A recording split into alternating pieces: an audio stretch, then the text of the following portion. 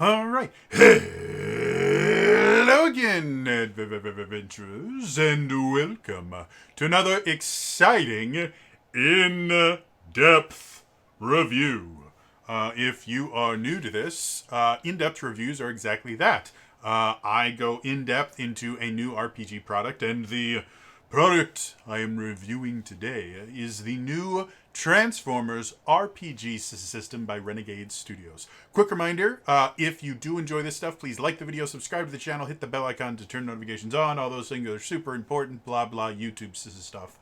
So, um, yeah. My in-depth reviews are exactly that. They are in-depth. I will go through this book chapter by chapter, sometimes page by page. I will talk about the things I like, the things that I don't like, the things I think they do well, the things that I think they need to change before their next printing. And that can take, or that does take, a pretty decent amount of time. These generally tend to clock in well over an hour, sometimes over two.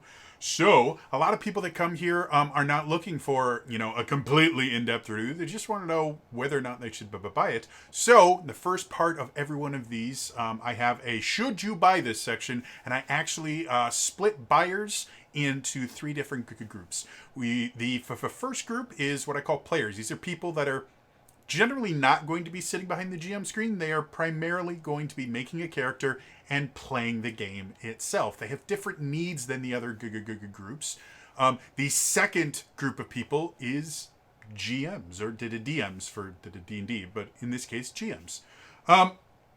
GMs are people that generally are going to be sitting behind the GM screen, and are going to have to actually run everything. And they have a very, very different set of wants and needs from a product than players do. And finally, I have a third group that I call Hounds. Hounds are effectively people that may never sit down at an RPG table, but they really like the subject matter, or they just really like learning new things about, fantasy worlds, or in this case, science fiction-y style worlds. And obviously, they're going to have a different experience than other groups. So, should you buy this? Well, let's talk about that. The first group, should players buy this? This is my third Essence System RPG that I've ever reviewed. If you're not familiar with that term, the Essence System is the underlying RPG system that powers Transformers RPG, and you can see the other two books right there.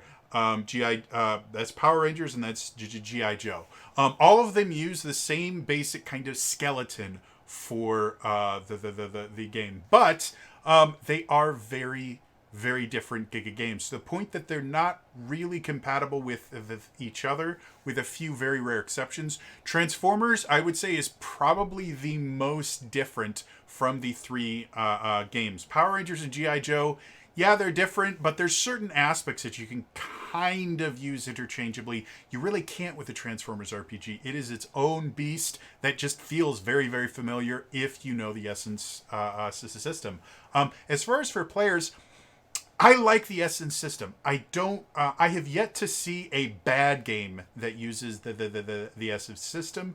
The one that is probably the roughest to recommend is the Power Rangers, and it was the first one that came out. It was kind of obvious that it was probably going to have some things to work through.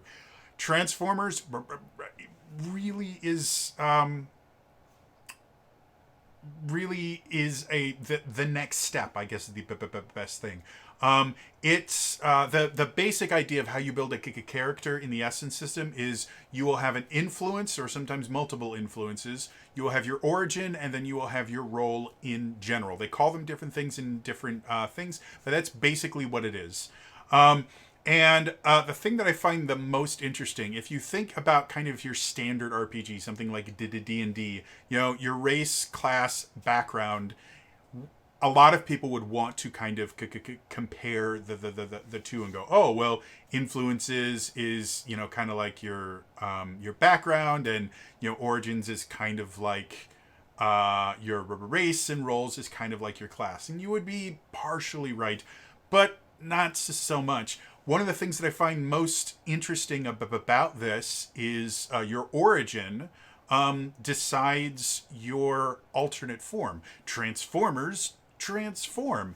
And your origin is actually where you are going to define what your alternate form is. Are you a plane? Are you a boat? Are you a submarine? Are you a super fast sports car? Are you a tank, a fire engine? Any of those things are possible, and a heck of a lot more in this. So choosing your origin feels even more important in this than either G.I. Joe or Power Rangers. Choosing your origin feels like a huge part of your character. And then obviously roles are your class effectively. Those are the things that actually level up. Those are the things you get to do the most customizing to. So yeah, as far as from a player perspective, the book itself currently retails at $55.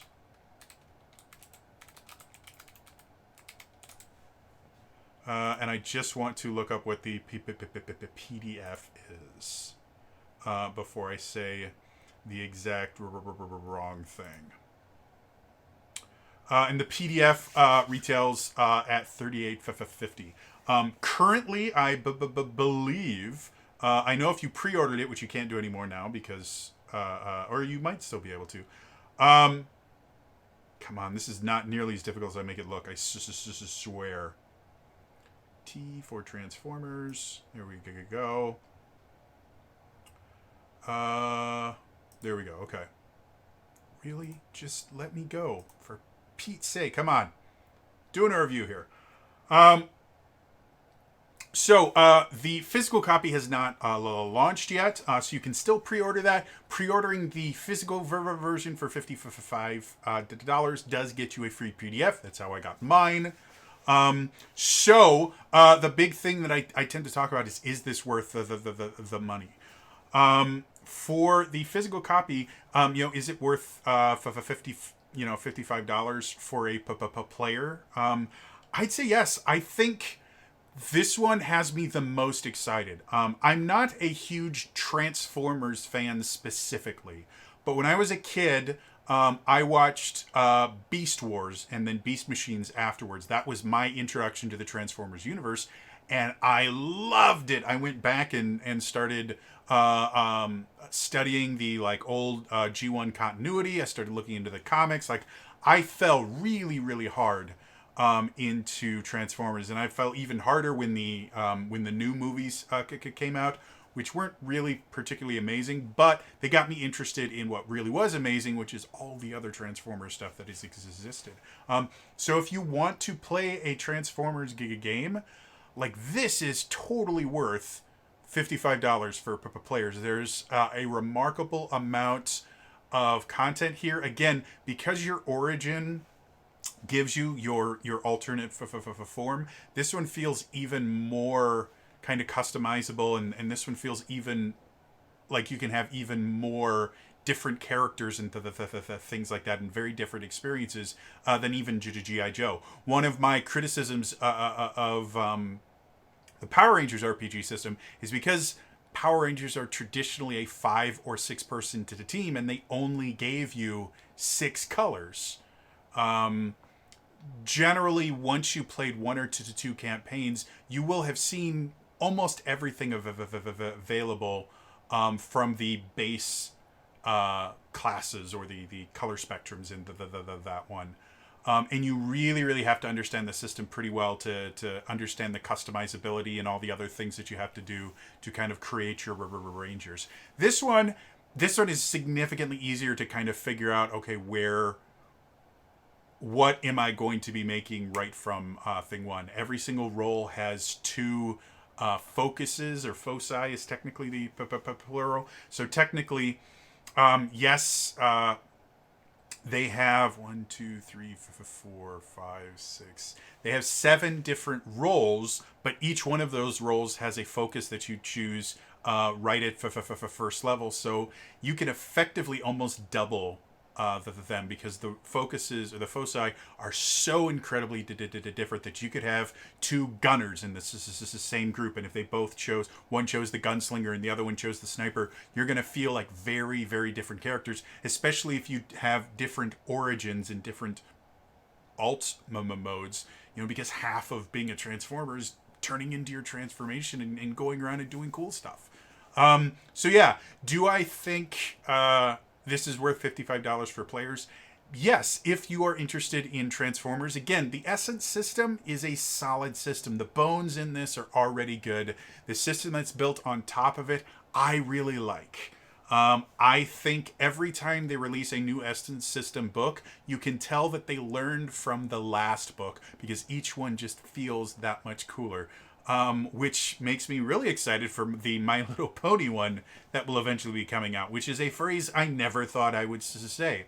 And then as far as the PDF, obviously, the PDF is worth it. Like I said, right now there will be a link in the description down below for you to go to the Renegade website and be able to order either the PDF, which I believe you can get now, or the physical of a version which comes with a free PDF. So yes, obviously the PDF is worth it. If the hardcover is worth it, I would say the PDF is worth it as well. Now, I have not seen the hardcover. It is not out. I did not get an early copy or anything. I purchased my copy myself. So obviously, if there's some sort of issue in the printing or something like that, that would change things, but not by much. Like the PDF, you can tell exactly what the book is going to look like, because the PDF looks identical to it.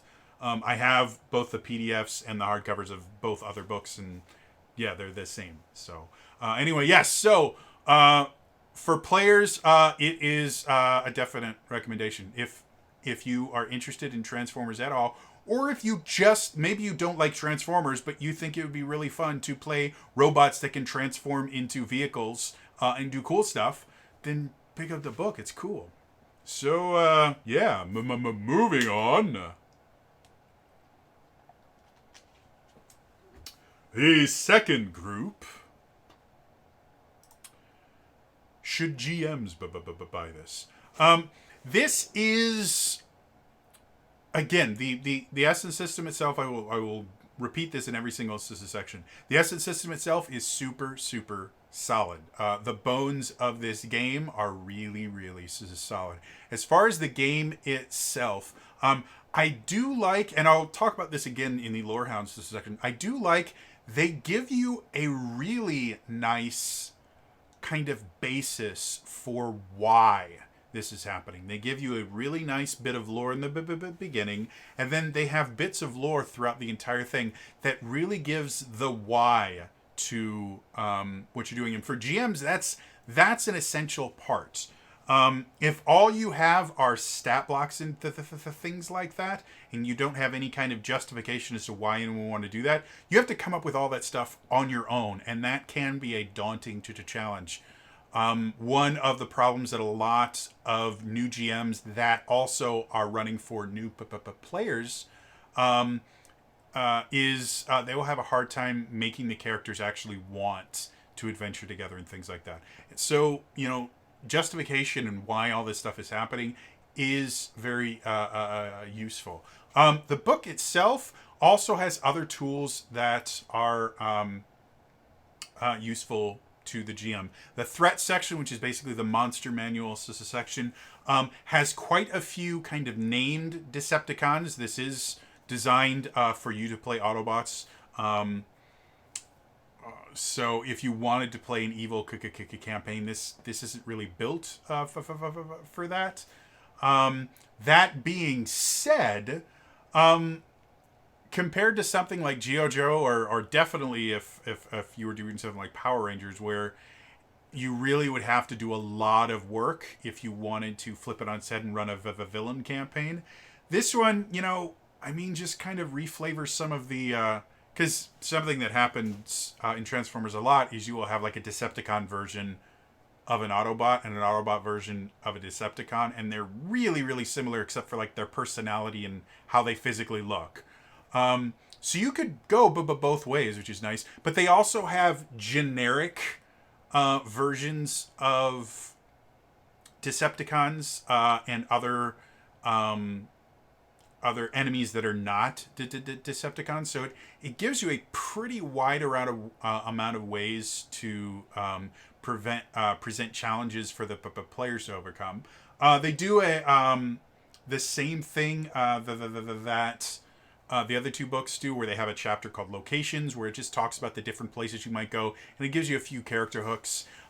This one is probably less robust than something like the G.I. Joe one was really, really good. This one is less than 10 pages. So it's not nearly as detailed as the G.I. Joe one, but it does give you a little bit of help for that. And then obviously at the end of the core rulebook, there is always a chapter 13 is what it is in this one, Running an Adventure, which starts off by just a really quick description of, hey, this is how to be a GM that is never adequate enough. And then it gives you an actual adventure. And the adventure itself is a good adventure.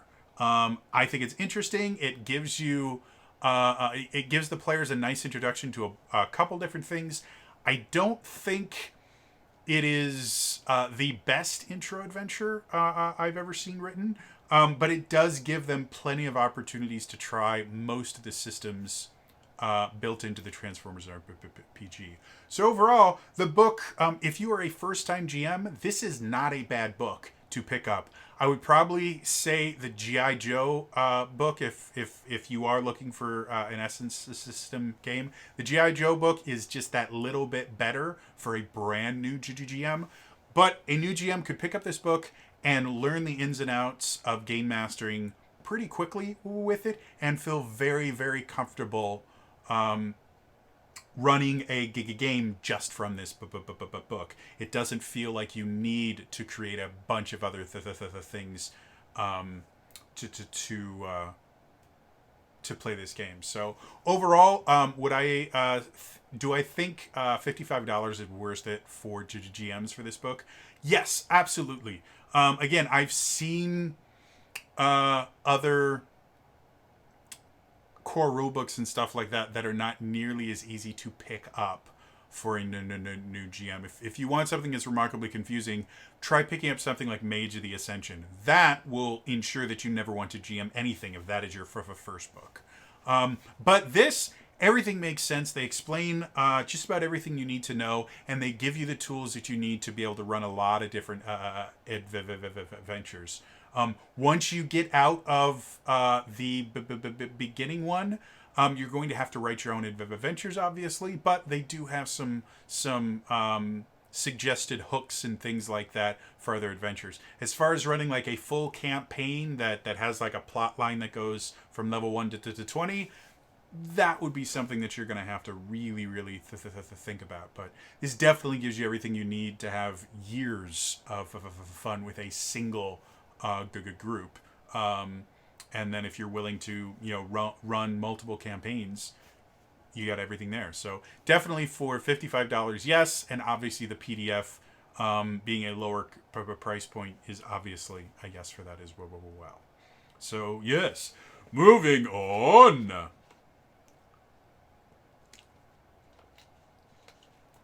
Finally, group number 3, should Hounds buy this?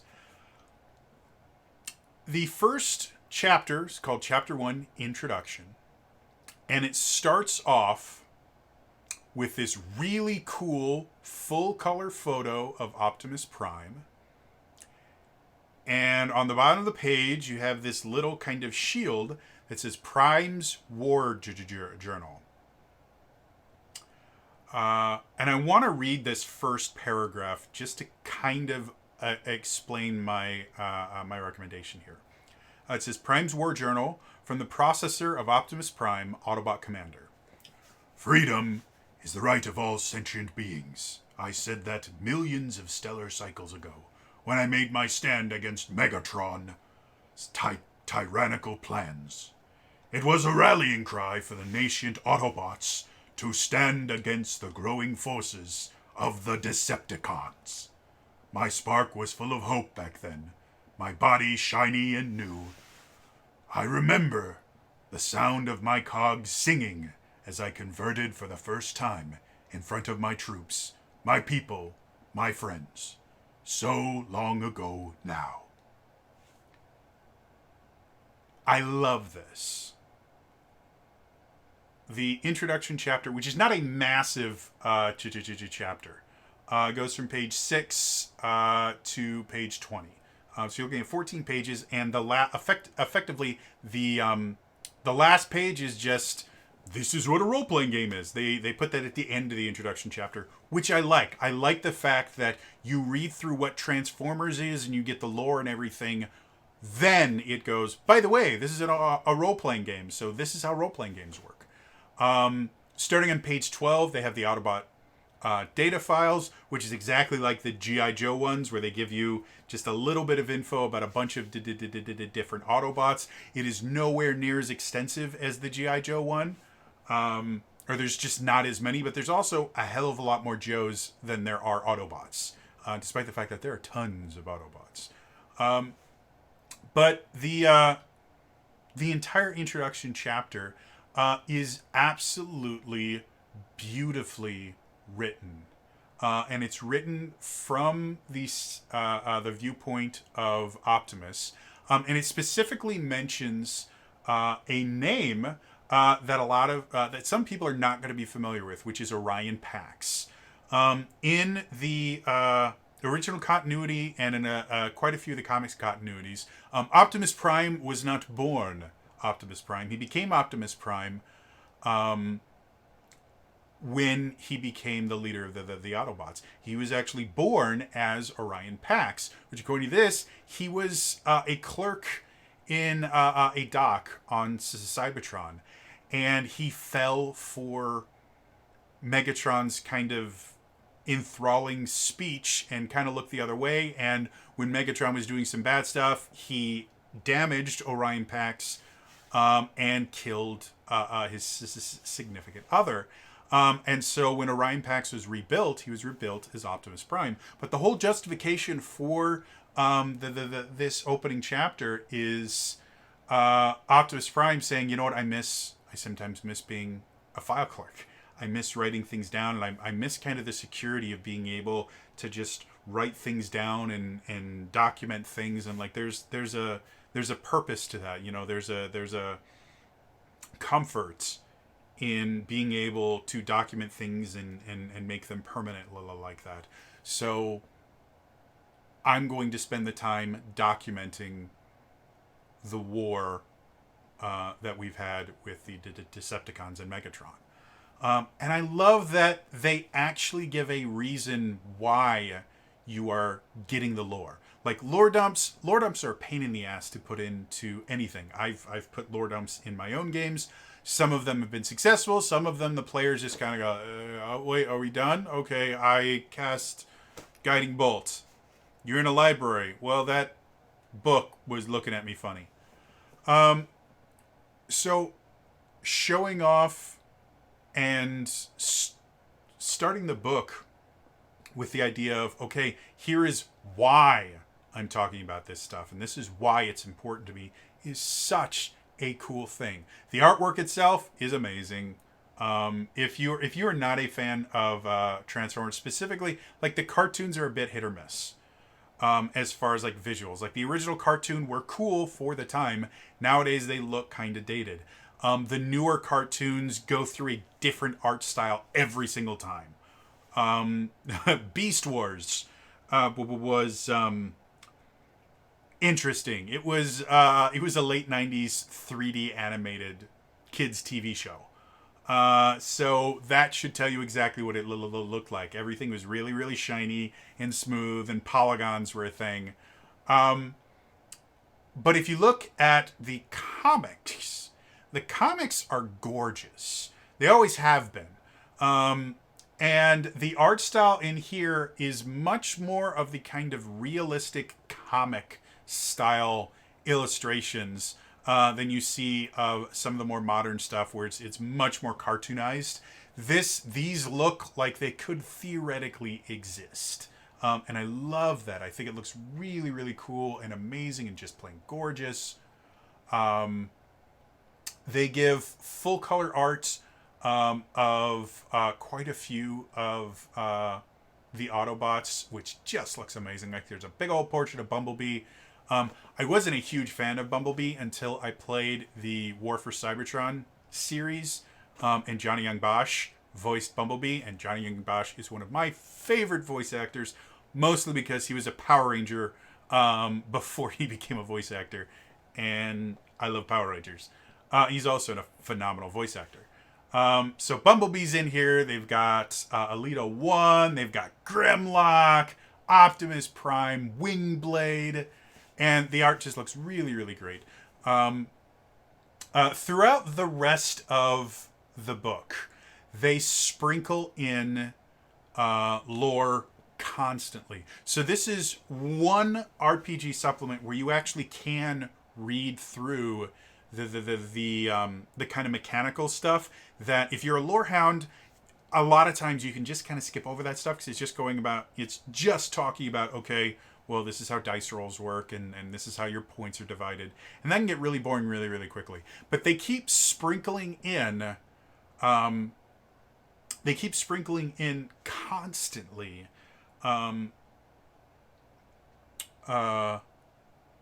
lore and other things like that. So you actually can read through most of this book and feel and not really get bogged down by, okay, I really don't care about this stuff. Yeah.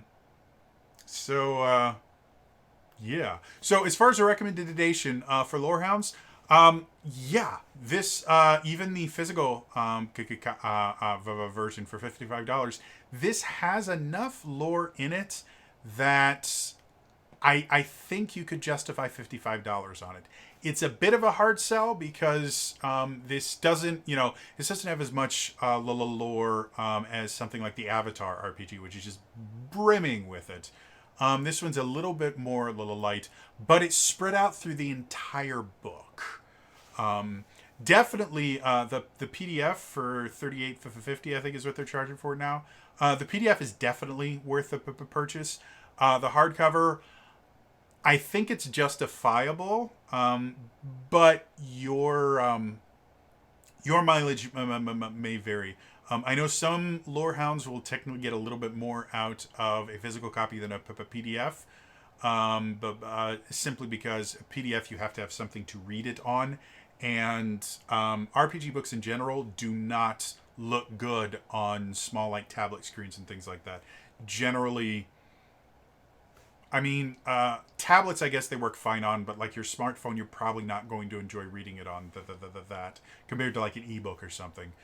So physical gives you the ability to read it anywhere you want, whereas the PDF, you do need to be tied to something electronic. So again, your mileage will vary, but I think there's enough lore in here and it's spread out throughout the entire book where you really can read most of the book and still feel like you're getting your lore fix. So I would say, yeah, go ahead. That's a recommendation for me. So, recap on the recommendations. For players, definite yes. If you're interested in Transformers or just playing robots that can change into vehicles, maybe not Transformers specifically, but changing robots is fun. For GM, again, a solid yes. However, if you are a brand spanking new GM, you may want to look into the G.I. Joe book first, just because it feels a little bit better to introduce a new player. There's just a few extra things in there that explain a little bit more for a new GM that just didn't make it into this book. Still a solid yes, though. And then for Lorehounds, it's a yes with a hesitation on the physical because $55 is a lot for the amount of lore that's here. It's justifiable, but arguably so. You might want to go with the PDF. So, if you are just here for the recommendations, congratulations. That's the recommendations. Feel free to head out. Remember, like, subscribe, turn notifications on in the comments down below. Who is your favorite Transformer? Or if you're not a Transformers fan, what would your first character transform into? Let me know in the comments down below. For the rest of you, it's time to go into the in-depth review. Now, as a reminder, the in-depth review is in-depth. I'm going to go chapter by chapter, sometimes page by page, talking about the things I like, the things I don't like, the things I think they did well, the things that I think they did poorly and they need to change. I will have chapters in the video so you can watch this in little pieces because this does get long. But of the 3 Essence System books I have reviewed thus far, this one has me the most excited. Part of that is I like Transformers better than G.I. Joe, and Power Rangers was a little bit underwhelming, as I mentioned in my review. And part of that is just the Essence System feels really good and makes a lot of sense with Transformers. It works for Power Rangers for the most part. G.I. Joe makes sense, but for Transformers, it almost feels built for it. So, let's dive into that deep, in-depth review.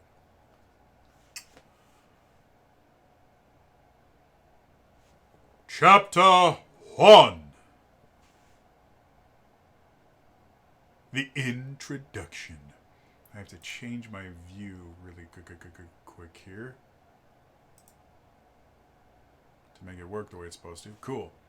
So, as I mentioned in the Lore Hounds section, the introduction is basically framed in the idea of this is Optimus Prime finally writing down the origins of the Great War, which is what they call the war with the Decepticons.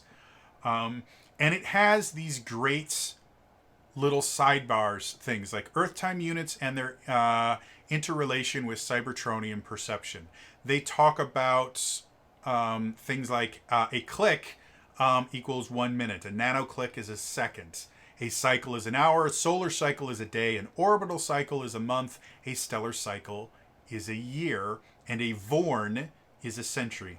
Those are things that just feel really, really good when you are trying to kind of get people into a new kind of universe. If you can use terms that don't exist in the real world but do exist in the fantasy universe, you know, the made up universe that you're doing, it just brings people in more. You know, if you're going to be, you know, playing in Farscape, you better be saying Frel and Hazmat a lot.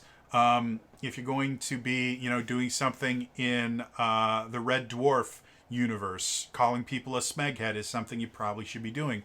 And if you're going to be doing things with the Transformers, talking about cycles and clicks and things like that makes it feel that much more real. And so I like when they do these little sidebars. They put them in basically big black boxes with white text, so they're really, really easy to read.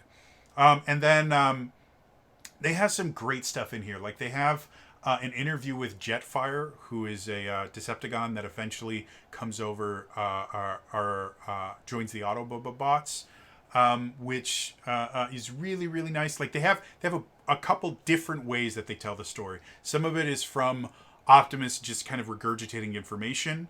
Some of it is through conversations that have been recorded and written down, which is a really, really fun way to give plot instead of just, you know, paragraph after paragraph. If you have a little conversation, you get more feeling out of it, and you can tell more by having characters react to information than you can by just putting information down.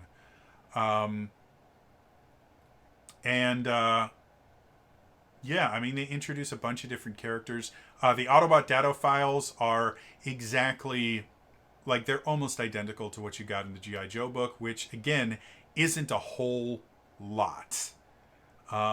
Like, to give you an example, Blue Streak, one of the Autobots. His subtitle is Fast Talker. His alternate mode is a muscle car, and he has a single paragraph that talks about him. Blue Streak has survived against all odds. His home city was destroyed around him. He was taken captive multiple times, and he once faced down Megatron himself. He works through past trauma by filling the air with conversation and is never short on words. So that's not a ton to go off of. For a seasoned game master, that might be what your notes say about a specific NPC that you've created, because you know your NPCs. For someone that has never watched, who's never watched Transformers, doesn't know anything about the character of Blue Streak, that's not quite going to be enough to give them the ability to portray that character super well. And that's effectively what you get for just about every Autobot that they talk about in here. So there is a little bit of work that the GM is going to have to do to be able to portray these characters realistically, especially if you have Transformers fans that are expecting them to work the way that they remember them to work. Now, the nice thing about Transformers is there are so many different continuities that it's really easy for you to just say, yeah, well, this is a different universe of Transformers, and so my version of Nova Star is a little bit different than the one on TV, and just go with it and make up your own, feelings about them. If you ever need them to roll or do anything like that, you're going to have to make up their own stat blocks, because they don't give stat blocks for any of these guys. But if this is anything like the other the other Essence Systems RPGs, I will almost guarantee Renegade is going to be releasing character sheets for at least a few Autobots. So stay tuned for that.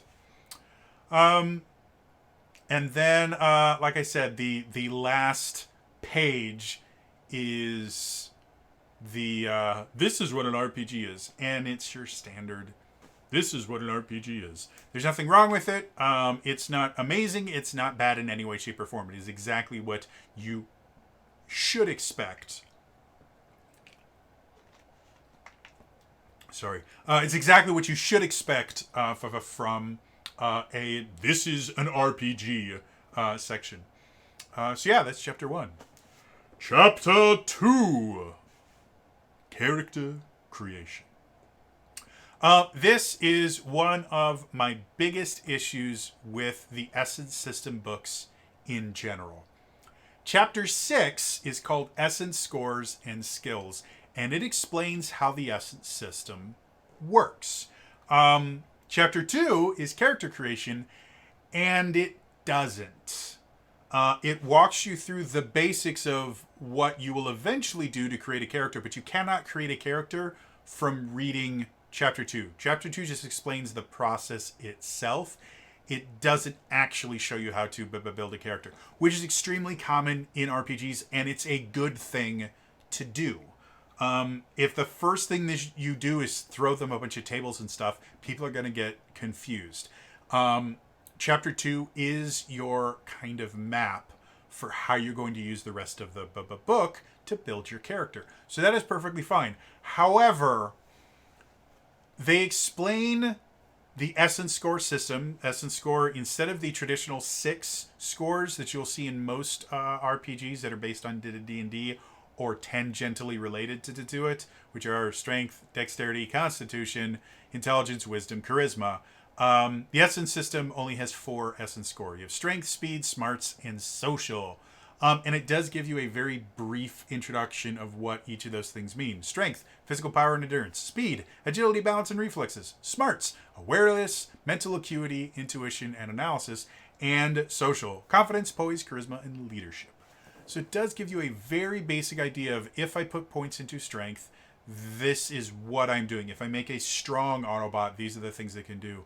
But you don't understand how the Essence system works or anything. Like, none of that is explained until chapter 6.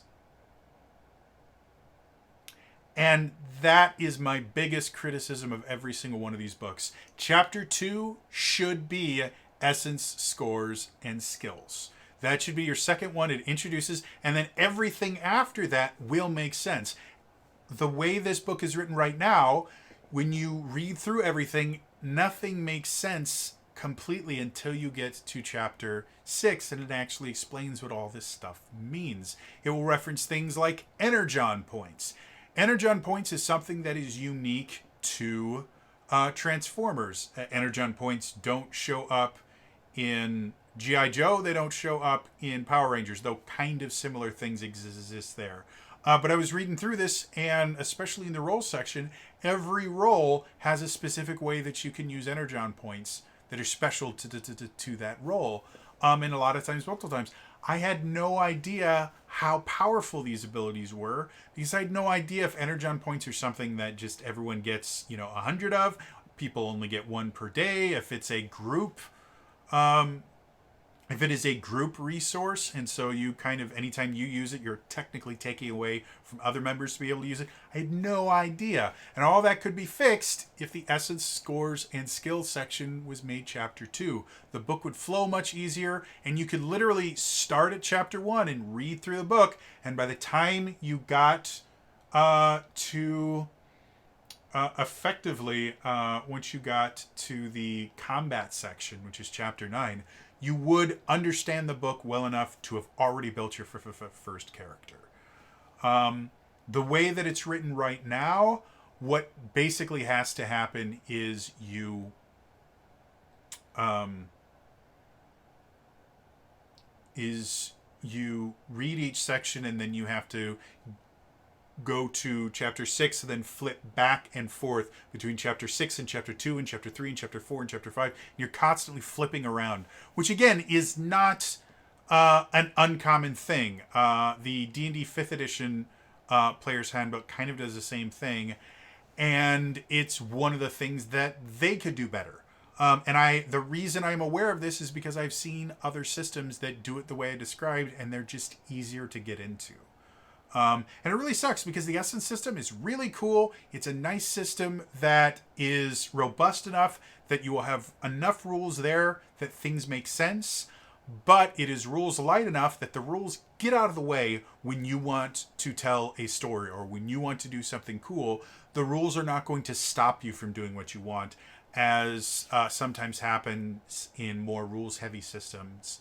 Like D&D 5th edition can sometimes have that, but especially if you start getting into D&D 3rd edition, Shadowrun, or if you go to the absolute extreme, if you go into something like GURPS, the rules are going to stop you from doing a lot of different things, and that's never fun. So, so as far as the creating your character chapter, again, it's a good chapter. It gives you a good description of what you're going to be doing and really what you need to be looking at when you go to the next couple chapters. The big, for me, because I already understand the Essence system, there is very little that didn't make sense to me. Like I said, the only thing that really confused me were the things that were specific to the Transformers RPG. But the rest of it, I know the Essence system. This is the 3rd book I've reviewed on this. I'm very familiar with the Essence system at this point, so it wasn't that bad for me. But a brand new player that has never played an RPG before is going to be very, very confused the first time they read through the first 6 chapters. And they're going to have to reread chapters 2, 3, 4, 5, and 6 a few times before anything makes sense. And that's a huge detriment. If anyone from Renegade Studios is actually watching this, when you do your second printing of the books, literally the only change you have to make is take chapter 6, turn it into chapter 2, and push everything up by 1 chapter. That's all you have to do, and the book reads so much better. And then obviously change the index so that things fit in the right places. But that's all you have to do to take this from a really good book to a great book. Overall, again, there's nothing in here that is really really stands out as bad or like phenomenally good. This doesn't do anything outside of the box. It's a well-written character creation chapter. There's not so much here that you don't understand what's going on or get too overwhelmed, but there is enough here that you will feel like you know what you're doing, know what to expect in the next couple of chapters. One thing I do like, step 6 they sit here is describe your character. They have a little part that says using essences to describe a character, which is basically if you're having a hard time to coming up with names and descriptions for your character, specifically descriptions here, they go, well, if you have a high strength, you might want to describe your character as rugged or tenacious. If you have low smarts, you might call them forgetful or gullible, maybe short-sighted. Things like that are really, really nice because they allow you more than just treating your character as a collection of numbers. Some RPG systems never really get past the look at all the numbers we have here and tend to treat their characters as character sheets. And that's not fun. You want your character to be a character. You want to feel like this is a real being that exists that you get to inhabit for a little bit. And so little things like using essences to describe a character are nice because they show you how to translate numbers into words and description and real things that you can imagine to create a fully fleshed out character. And then they have a step 7 that says form the team. This is another thing that I really like. I think most of the Essence books have something like this where they effectively just go, okay, so here's some stuff to give you a reason to work together with players. As I've mentioned before, some GMs have a hard time getting a group together. So one of the things that sometimes happens in a session 0, excuse me, I'm having the worst cotton mouth. Sometimes what happens in a session 0 is you will do things like, one of the things I've seen is you go to each player and you go, okay, choose one other character and describe how your character knows that character at the table. Wow.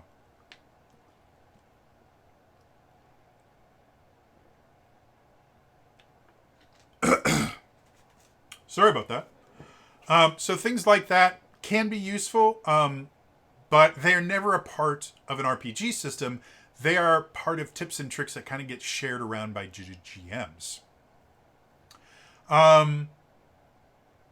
So having a little section there that talks about, okay, well, this is how you can kind of give a why to why you guys are actually working together. So things like that I like. And then talks about the tiers of play. News flash, the tiers of play are identical to the D&D 5th edition tiers of play.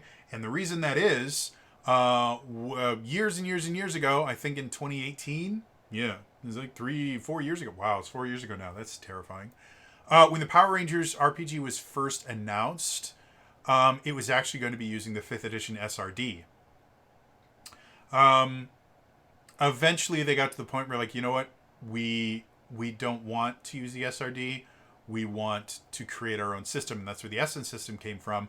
But because they had already started with the SRD, you do see quite a few things that you go, oh, that reminds me of D&D. Well, that's because that was the prototype that eventually turned into the Essence system. They started with D&D, went, this isn't going to work, and they made their own system. So you will see things that kind of mimic D&D because that's what these people were familiar with when they were designing their new system.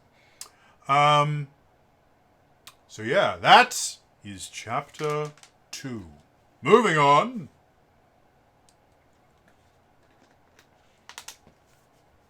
Chapter 3. Influences.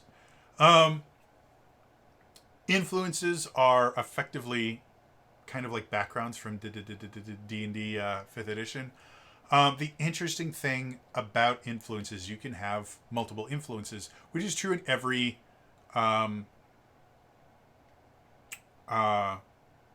Essence system game.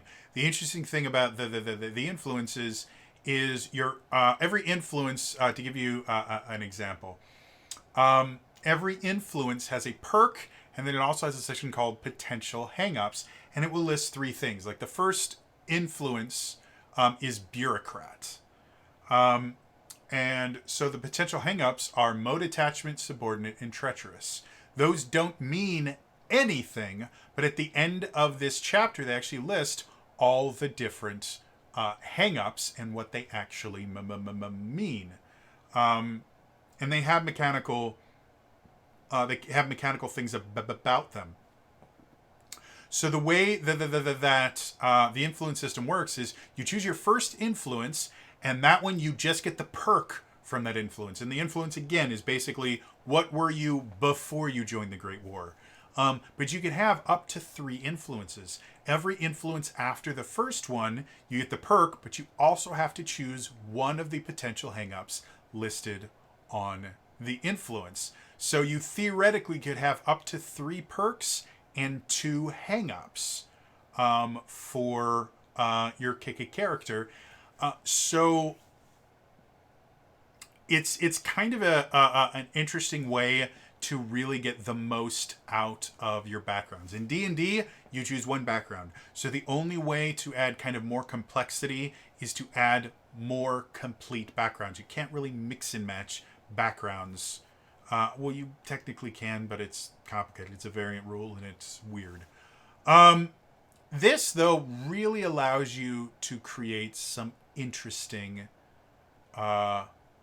situations by just combining a couple different influences.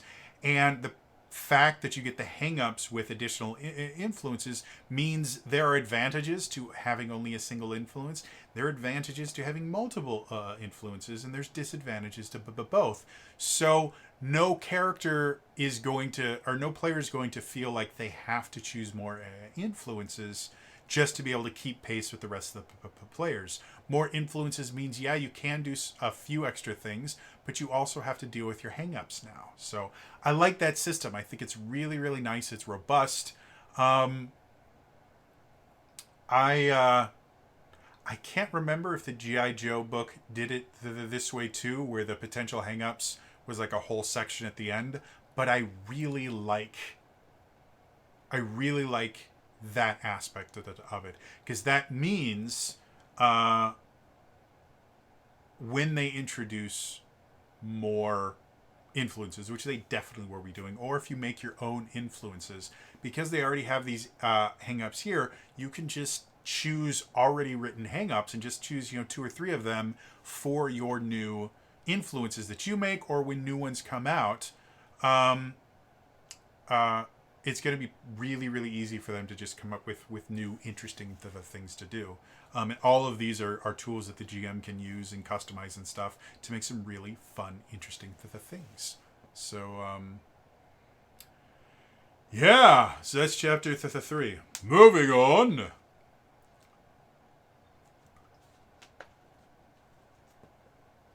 Chapter 4. Origins. Again, if influences are effectively your backgrounds, if we're comparing this to D&D, origins are your race. And origins are a big part of the entire SS system. Like whether you're a Power Ranger, a G.I. Joe, or a Transformer, your origin is going to be more useful to you than races currently in the D&D. Races, for the most part, race is effectively a choice you make at character creation. And then you don't really deal with it a ton. The new stuff from the multiverse book does make races a little bit more useful throughout the entire game, but they will always pale in comparison to Origins. And then when we talk about how Transformers use Origins, this is a huge defining part of your character, because your origin has 2 big things. It will have your bot mode statistics, and it will have your alt mode statistics. So when you choose your origin, you are choosing what you transform into. And it's really, really interesting, because it's not just what you transform into to. It changes a lot of things. Obviously, your origin is going to give you a modification to your essence score. One of your essence scores will be increased by 1.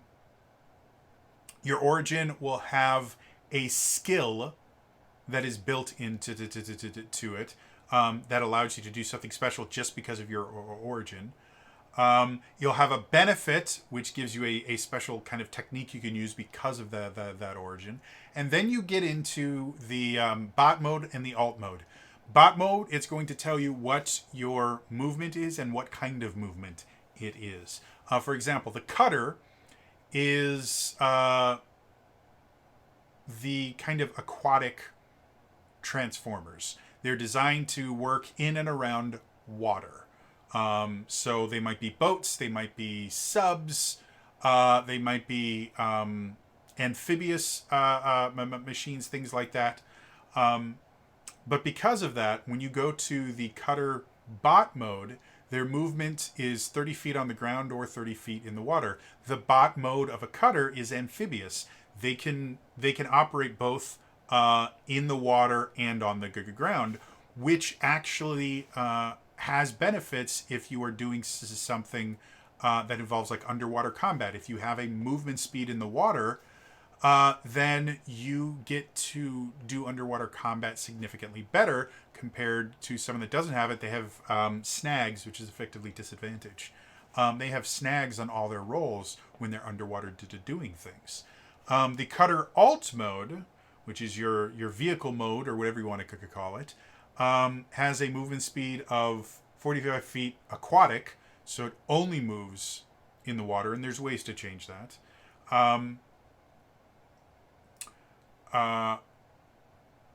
It has a crew size, which is effectively how many people can fit in your vehicle.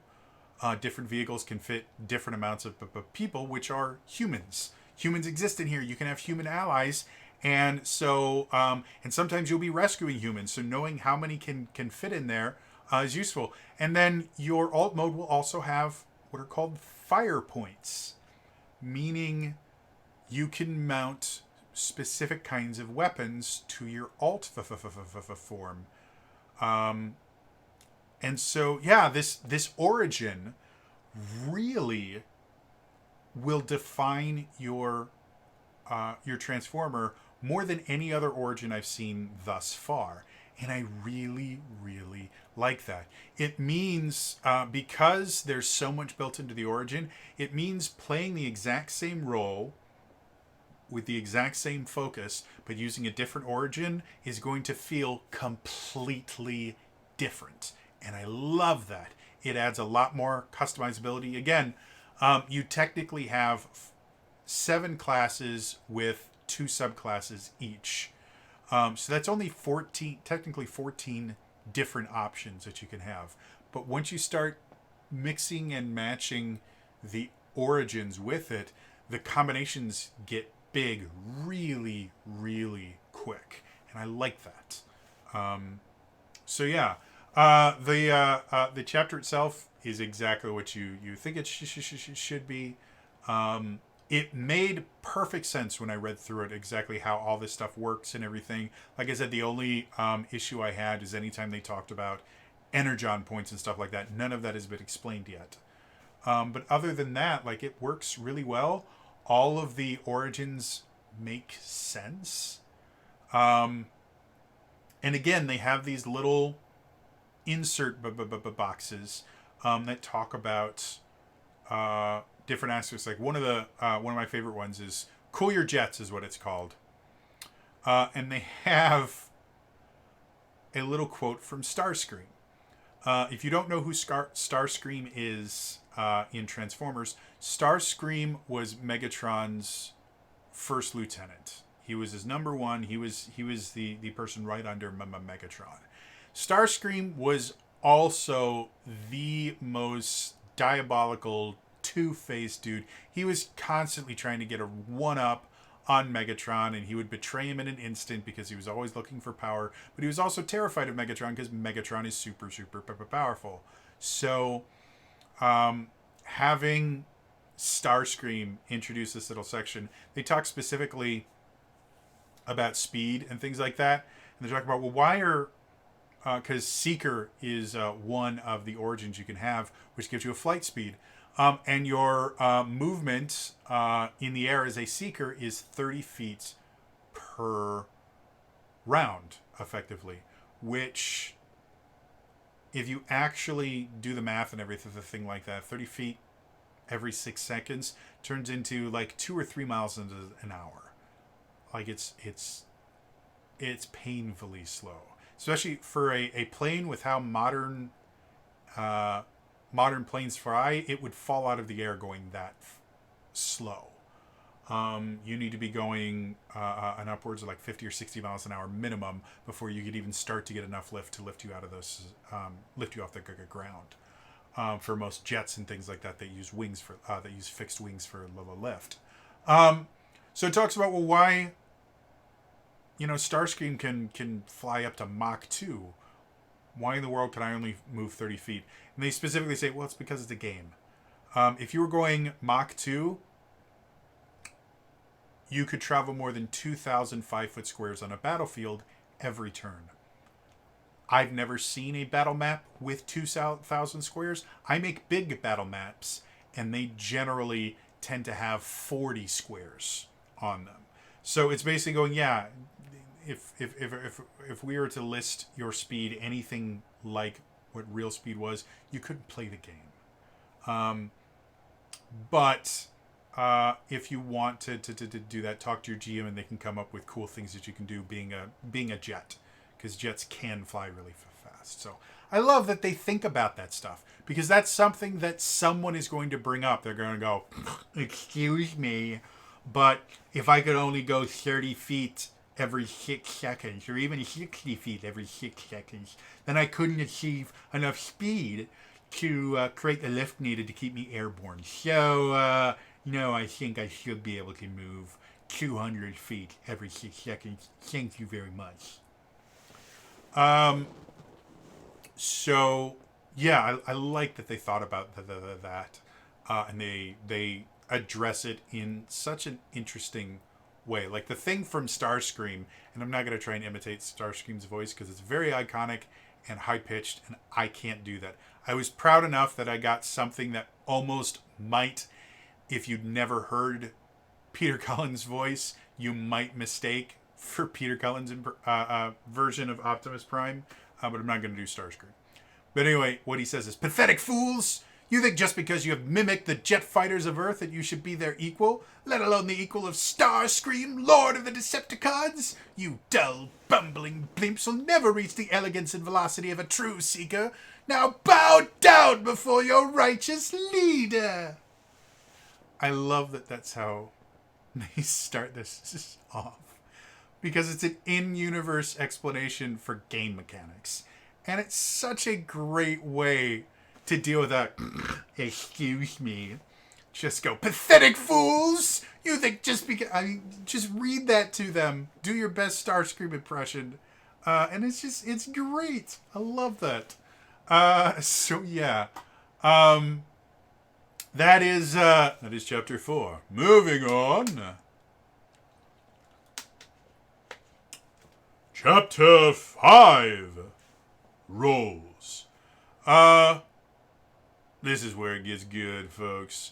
The roles are your classes. It's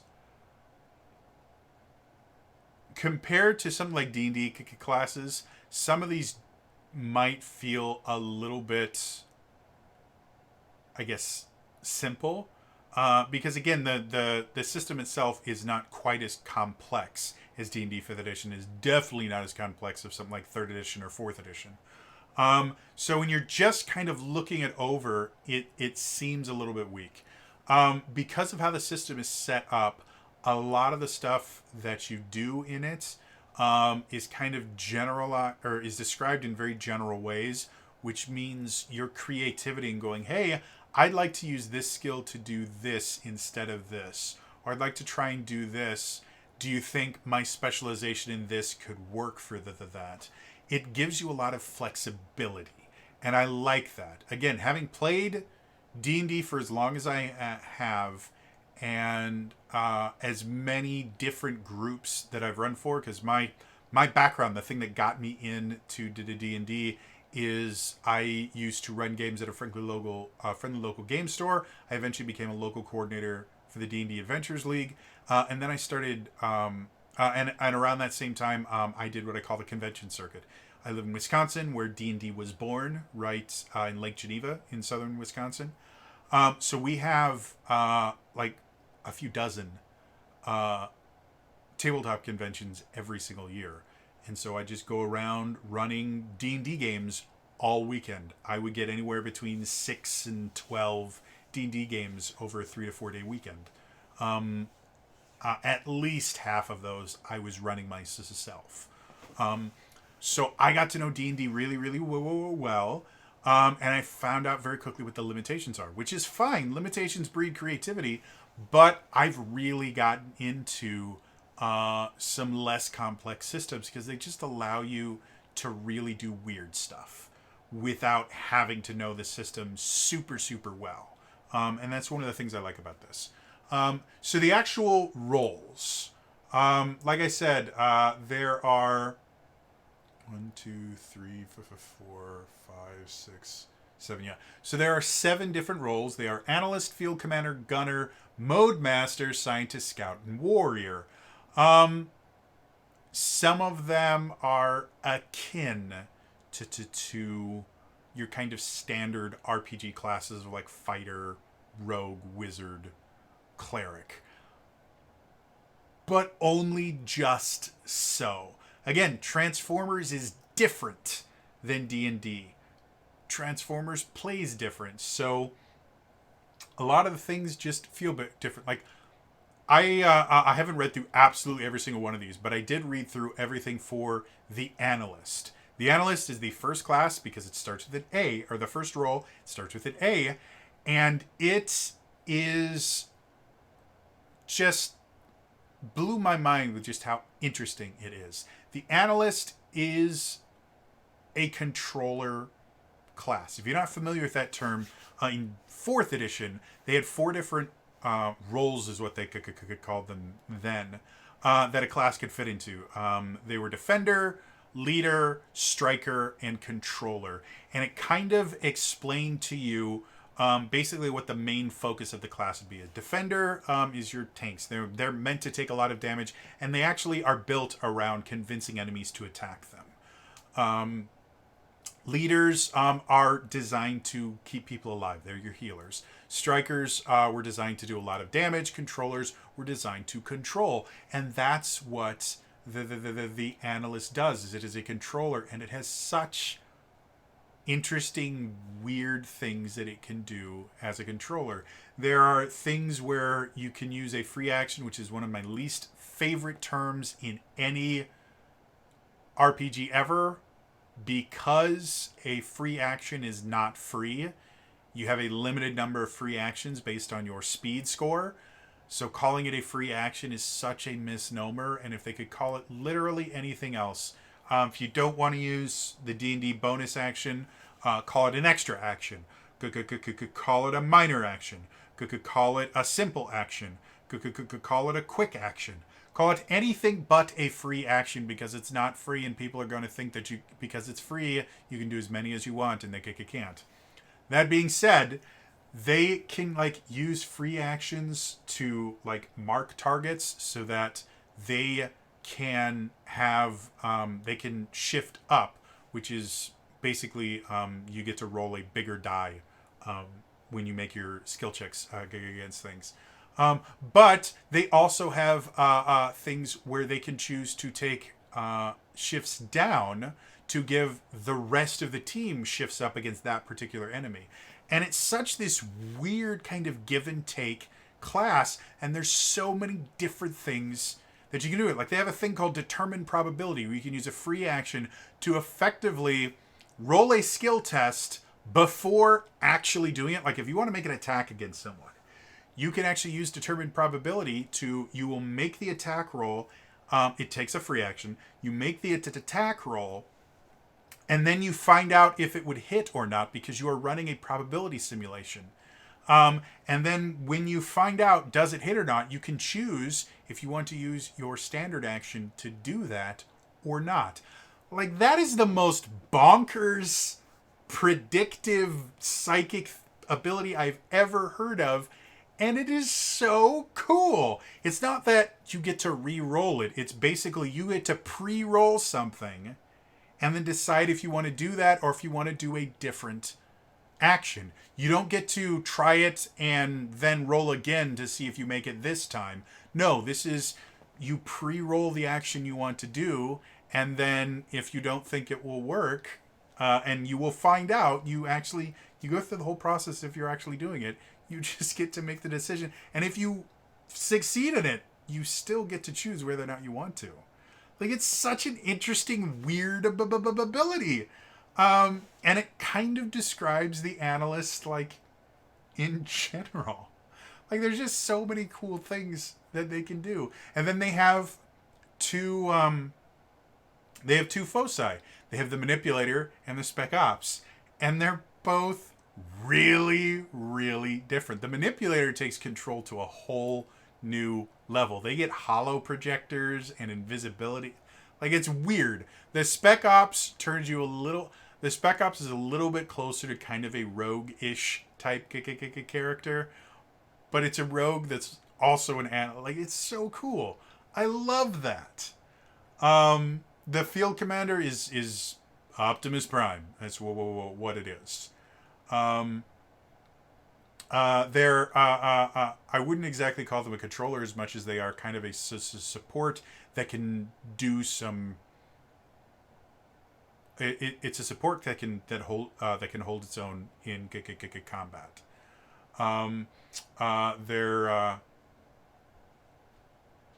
Their two subclasses are ambassador and strategist. The gunner is exactly what it sounds like.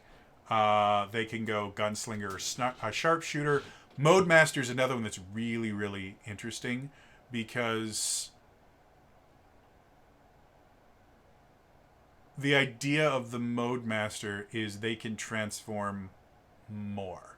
They get this ability to partially transform and basically change their robot body mid-battle, which is kind of cool. And then the two subclasses for them are micro-linked and triple changer. Triple changer is exactly that. You get a third form. You have your bot form, you have your alt form, and you get to pick another alt form, which is really cool and can turn into a really, really interesting character.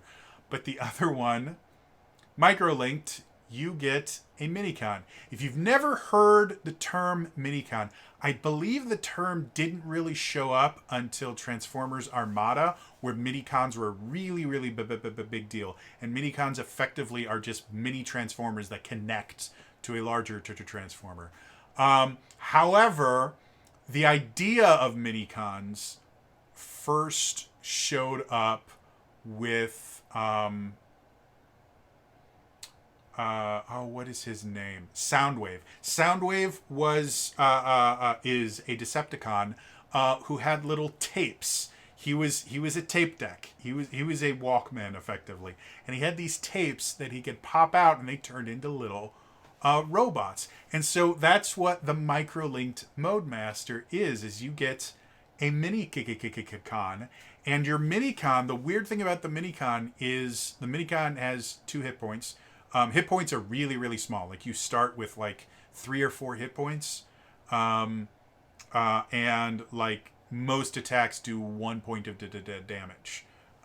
So this is not a huge, like, I have 400 hit points. No, you'll generally never get above like 10 or 15 hit points. Which is not a bad thing. It's just, again, if you have 100 hit points, but every single attack does a minimum of 10 damage, then it's almost identical to having 10 hit points and every attack doing 1 damage. So anyway, so the minicons have health, and so when you have them attached to you, your health is that much higher. In order to undock them, to kind of let them go out, and then they get to act on their own, and they become a separate character. This is effectively a pet class. You actually have to give some of your health to them, and that's how much health they have. To the point where if your character gets defeated, the minicon can theoretically come back, reattach to them, and you would get those hit points back, reviving you. Like, that's what's so cool about this. I've never seen a pet system like this, and it's really, really interesting. I have no idea how balanced it is to be able to have a character that can play multiple, that effectively gets to play multiple characters. And there are perks, which is their version, their version of feats, which allow you to get a minicon. So if you wanted to have multiple minicons, theoretically you could be microlinked and then also take a minicon feat. Or perk, I mean. Yeah, it's just, like I said, it's an interesting character. Scientist is exactly what it sounds like. The scientists basically are your clerics, and I mean that in the kind of wider idea of clerics are a hell of a lot more complex than, the dude that keeps everyone alive. The two focuses that they get are medical officer and gadgeteer, and that should explain enough just kind of how different you can become. If you want to be the healer kind of person, you can definitely go. Like Ratchet from Transformers is definitely a medical officer. But if you want to be, that more of kind of almost alchemist or artificer style character, gadgeteer is your way to go. Scout, exactly what it sounds like. Scout's the rogue. And the two focuses are Outrider, which is just Outrider. I guess you could almost call the monk. Outrider is the hypermobile version, whereas the Prowler is your more kind of traditional rogue style character. And then the warrior role is exactly what it sounds like.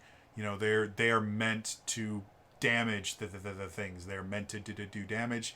And then the two focuses are Sentinel, which is more of a protecting sword and board style warrior, or Wrecker, which one of the cool things about the Wrecker, if I remember correctly, I want to look. Is it the Wrecker or is it something else? Never mind, it's a different thing. But the Wrecker is more offensive, Sentinel's more defensive, and those are the roles. Like I said, I'm intentionally not going into super great detail on most of these because, again, I want you to buy the book. It's a good book, but there's just so much about these roles that got me excited. Like, all of them feel very, very different. I've been a little bit spoiled with D&D 5th edition because the entire philosophy behind D&D 5th edition is every class is supposed to be very, very different right from the beginning. And a lot of RPGs don't do that. Earlier versions of D&D didn't do that until you got up to like anywhere between level 3 and level 7, depending on the RPG. All your martial classes felt basically the same. You'd go in, you'd make a single attack, you'd move on. And that isn't true about any of these. Your origin instantly gives you an ability that makes you different from anyone that's not the same origin. Your role, right at level 1, gives you multiple different things that you can do that no one else can do.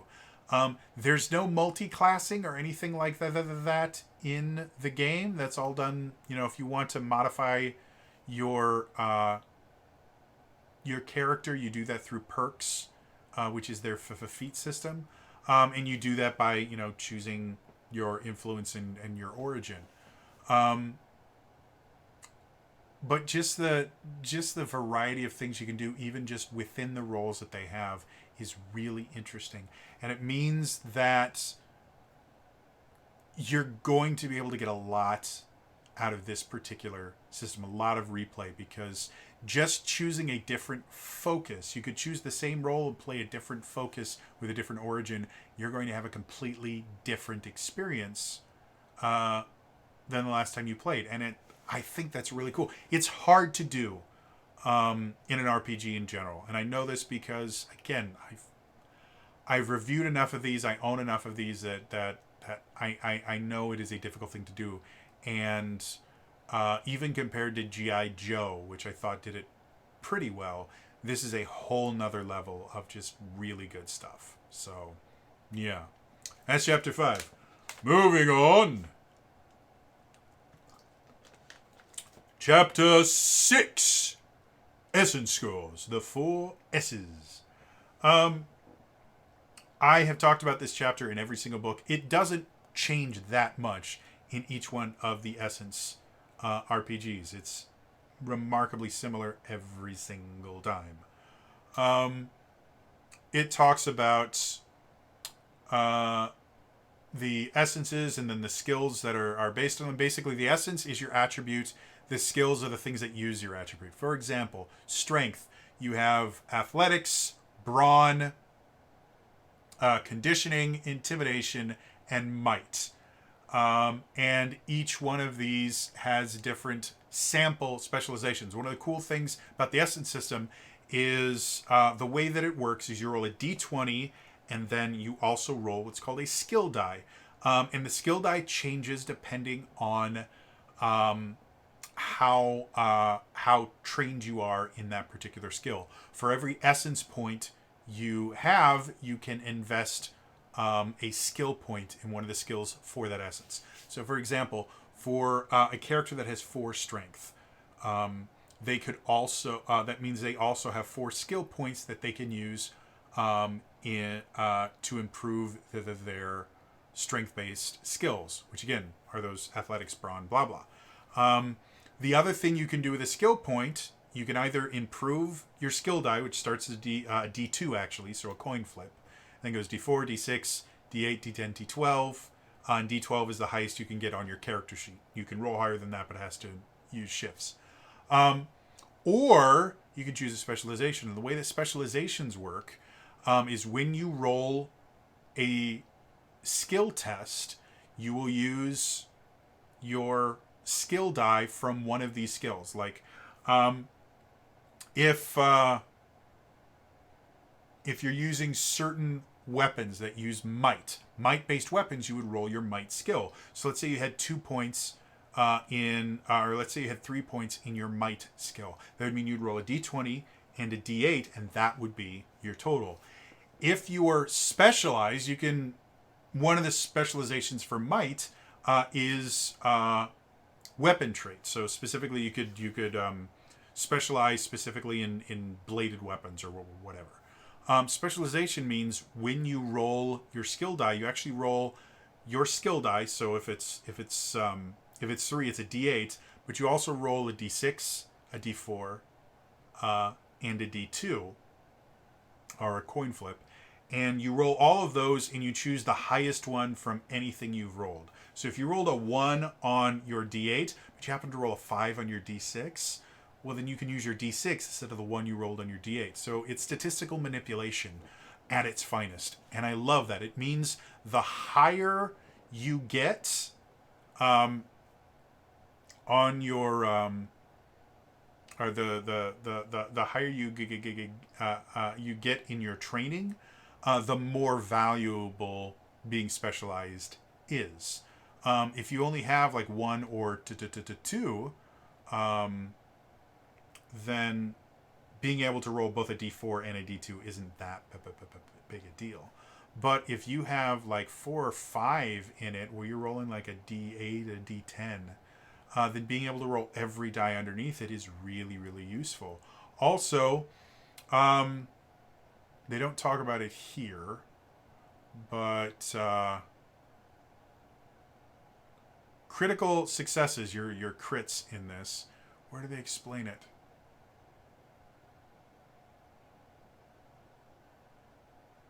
Come on.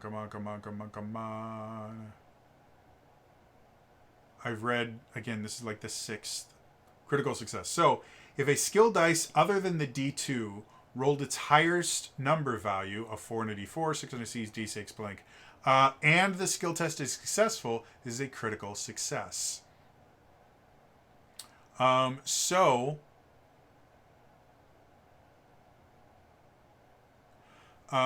if you are rolling a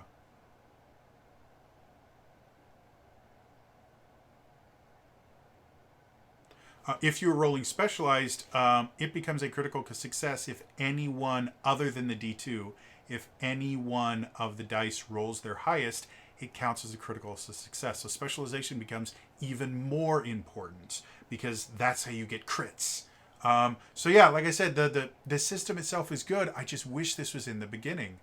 So anyway, that's strength, speed, again, acrobatics, driving, finesse, infiltration, initiative, and targeting. Initiative is a specific skill that has no specializations, and it's just the more your initiative roll is always going to be D20 plus your initiative skill. So the more points you put into your initiative skill, just the higher your initiative is going to be. Smarts, I'm not going to go through everything here, and then social. You can kind of guess what everything the thing is. They talk about the shifting system. Again, the shifting system is a cool system, basically, depending on what's going on. If you shift things up, it means you roll the next die higher. So if you normally roll a d8 and you happen to be in an advantageous position, you could shift it up and you would now roll a d10. You can shift, I believe, up to 3 steps in either direction. And once you get above a d12, like maybe you're supposed to roll a d12 and you shift it up, well, that turns it into rolling 2d8 or 3d6. Or anything above that is an auto success or an auto critical success. So I think you actually can shift. Maybe there isn't a limitation to how many times you can upshift, because theoretically, an auto critical success would require upshifting for 4 times.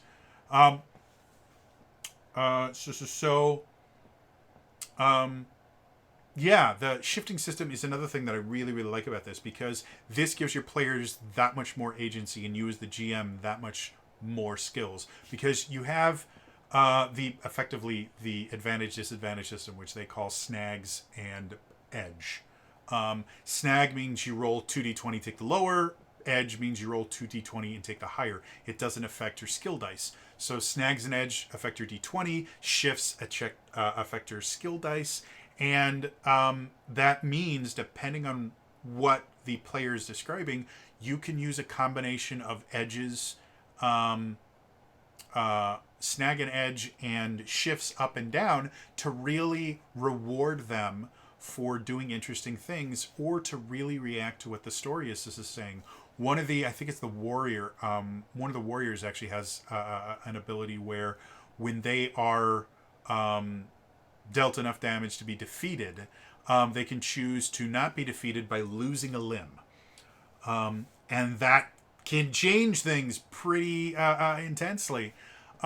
So by having these 2 different things that you can use right in the middle of combat or whatever's happening, you don't have to look up a rule or anything. You just go, oh, that's really interesting. I'll give you an edge on that roll. Or, you know what, that makes sense. I think you do have kind of an advantage here.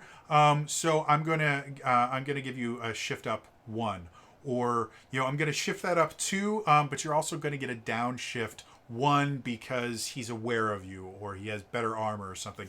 Like, it just gives you so much stuff that you can use to really allow the players to be as creative as they want, and to reward that creativity with mechanical benefits and detriments.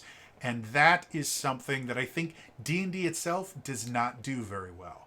The only ways that you can reward your players in D&D for the 5th edition is advantage, disadvantage, or giving them DM inspiration, which allows them to get advantage or disadvantage, and that's it.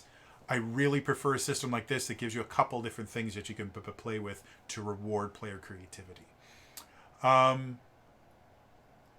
They talk about story points. Story points is a group resource that you can use to do a bunch of different things. You can re-roll dice, roll a skill test as if you were specialized in it, a bunch of other things like that. Use the story points basically to give the players an advantage, and the GM has their own pool of story points. So So it works both ways. It can work for the benefit of the players, or it can work against the players. And again, story points are another thing that can be used to reward good role playing, interesting ideas. You can go, oh, go ahead and take a story point for that. That was a really cool idea. Or go ahead and, because you guys were able to defeat these enemies without a single human being aware that you were doing it, and therefore not having to worry about the secret of the Transformers getting out, I'm going to give you a story point for that. So it's another tool you have to encourage being creative or to add additional weight to an encounter. Well, you guys got out of that, but because you guys failed these checks and things like that, the GM's going to take a couple story points that I can use later. Energon points are a new thing for this, and they're basically they're things that you use to power certain abilities. I'm not 100% clear exactly how you get them. You get a set number. You basically get as many energy points at the beginning of a day as your lowest essence score. So the example that they give, if you have strength 3, speed 4, smart 2, social 3, that means you have a maximum of 2 energy points energon points that you could use at any given point in time. Getting them is a little bit more complicated. You get half of them at the start of every in-game game. You regenerate an energy point at the end of any combat against Cybertronian opponents. So anytime you fight Decepticons, at the end of that combat, you get an energon point. So you're probably going to want to use at least 1 energon point every time you fight Decepticons. Otherwise, you're going to waste it. And then you can siphon it from an existing source of raw energon at a rate of 1 energon point per free action spent. But they, as far as I can see, they don't really tell you what exactly a source of raw energon is anywhere in the game. So I'm not 100% clear on what would constitute a raw energon source. I didn't see one in the adventure, which is, because this is something that's unique to Transformers, the starting adventure should have a raw energon point. And it might be that I just glossed over it when I was reading it, but so yeah, the energon points again are something unique to Transformers. They're kind of similar to the power points from the Power Rangers RPG, which is another thing that I don't think was explained very clearly. So that's my one thing that I'm not particularly fond about. Chapter 6 is it just doesn't really feel like it's explained super well exactly how energon points were. I mean, mechanically for the most part, yes, but this thing about getting it from raw energon is not explained anywhere near as well as it should be. So anyway, that is chapter 6. Moving on. Chapter 7. General perks. These are your feats. They work identically to D&D 5th edition, where you get your first perk at 4, and then you get it every 4 levels until level 19, where you get it at 19 instead of 20. And they are exactly what you would expect. There's a decent number of them. They start...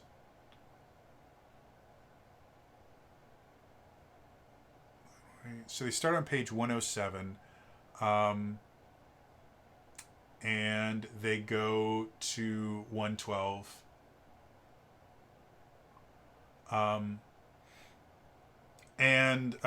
There's like anywhere between like 6 and 10 per page. And they actually have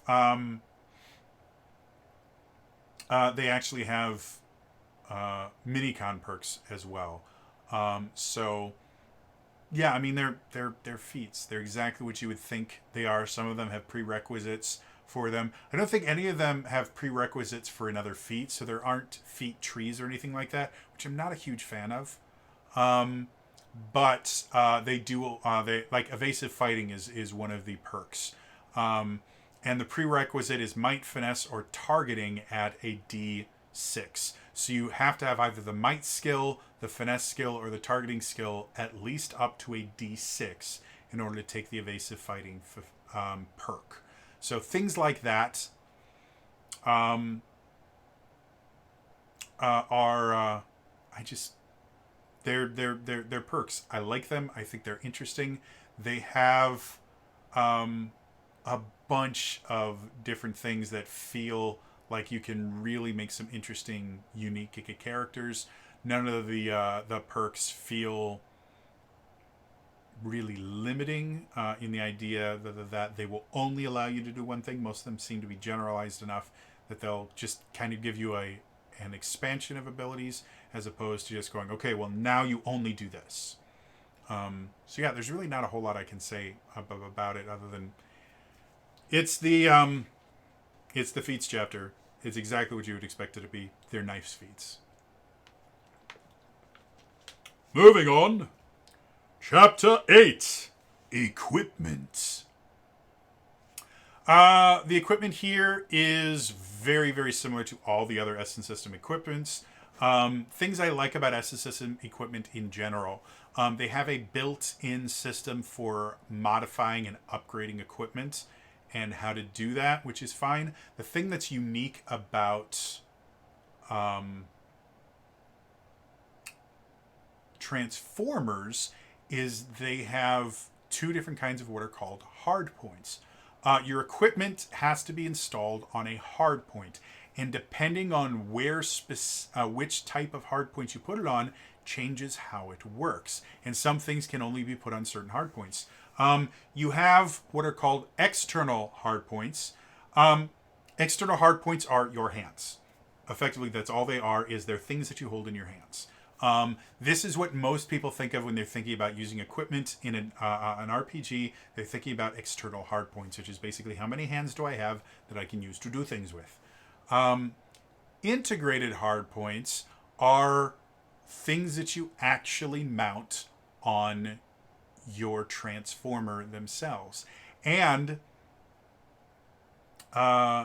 you actually can choose whether the hard point is hidden when you're in your alt mode or if it's obvious in the alt mode. If it's hidden in the alt mode, when you change into your alt mode, in order to use your integrated hard points, which you can use in your alt mode, your external hard points you can't. They go inside when you transform because you don't have hands when you're transformed.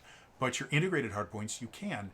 And if it is a hidden one, you have to use a free action to deploy it before you can use it in your alt mode. Where if it's not hidden, it's always there, but that also means that everyone can see it. So if you have a grenade launcher as an integrated hardpoint, and you happen to, be a little coop when you transform, well, if it is not a hidden, hardpoint, then when you transform into your coop form, you are a coop with a grenade launcher attached to the hood. Which, if you're driving through a city, which the entire reason of your alt form is to not be super, super noticeable, and so you kind of hide in plain sight. If you're driving through a suburb with your grenade launcher equipped coupe, you're going to have, actual cops stopping you and going, hey, why do you have a grenade launcher on your hood? And then you have to explain to them why you don't have a driver, and other things like that. So I like the idea that your integrated hardpoints, you can choose to have them exist in your alt mode and how they're going to exist, because certain things are going to make more sense. Again, especially depending on the hardpoint, the equipment that you attach to it. Not all hardpoints are weapons. So it might not be out of place to have it, or depending on what you are, maybe your alt form is a tank. So having a cannon that is visible when your alt form is there makes perfect sense.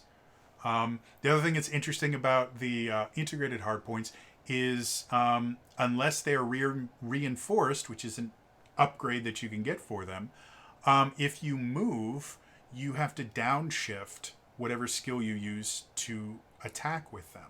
So there's all this kind of additional stuff built into the idea that you can have these kind of shoulder mounted or hip mounted or wherever you want it to be hard points on your robot, but they're all going to act a little bit differently depending on how they are. Like it's a cool thing.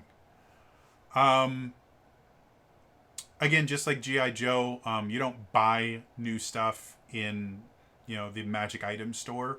You have assignments and requisitions. You'll get basically a budget for how much you can get. They explained it in story as well. You have limited resources because you're basically in hiding on a planet that's not your own. So you have limited resources. That's how they explain how you can't have everything all at once.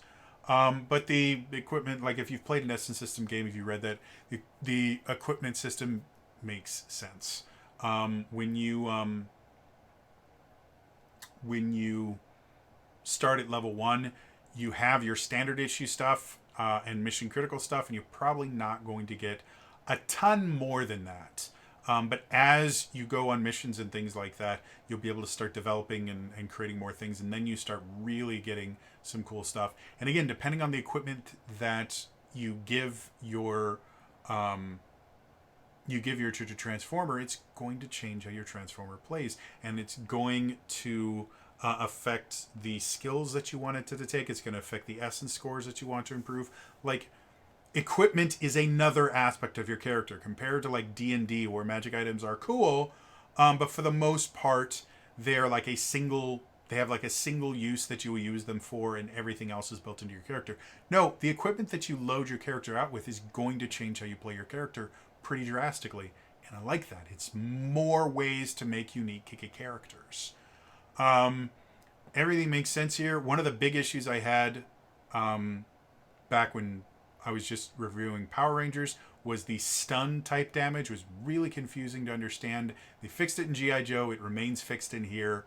So everything else about that, everything makes sense. Like, even if you are not super familiar with RPGs, even if this is your first RPG, nothing in here seems super confusing. And I like that. I think it, again, for someone like me that has played a lot of different RPGs, this is still refreshing, because sometimes RPGs get really obtuse. You really have to play the game to fully understand how everything works. This makes sense. So I like it. It's cool. There's tons and tons and tons and tons of stuff. And then there's upgrades that you can get for it. Like, everything in here is just really, really cool.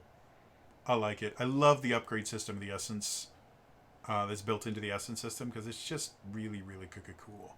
And they have a little section at the end called Defining Your Weapons, where it basically says, flavor text your weapons. Make them uniquely cool and things for you. So yeah. Then it goes into armor.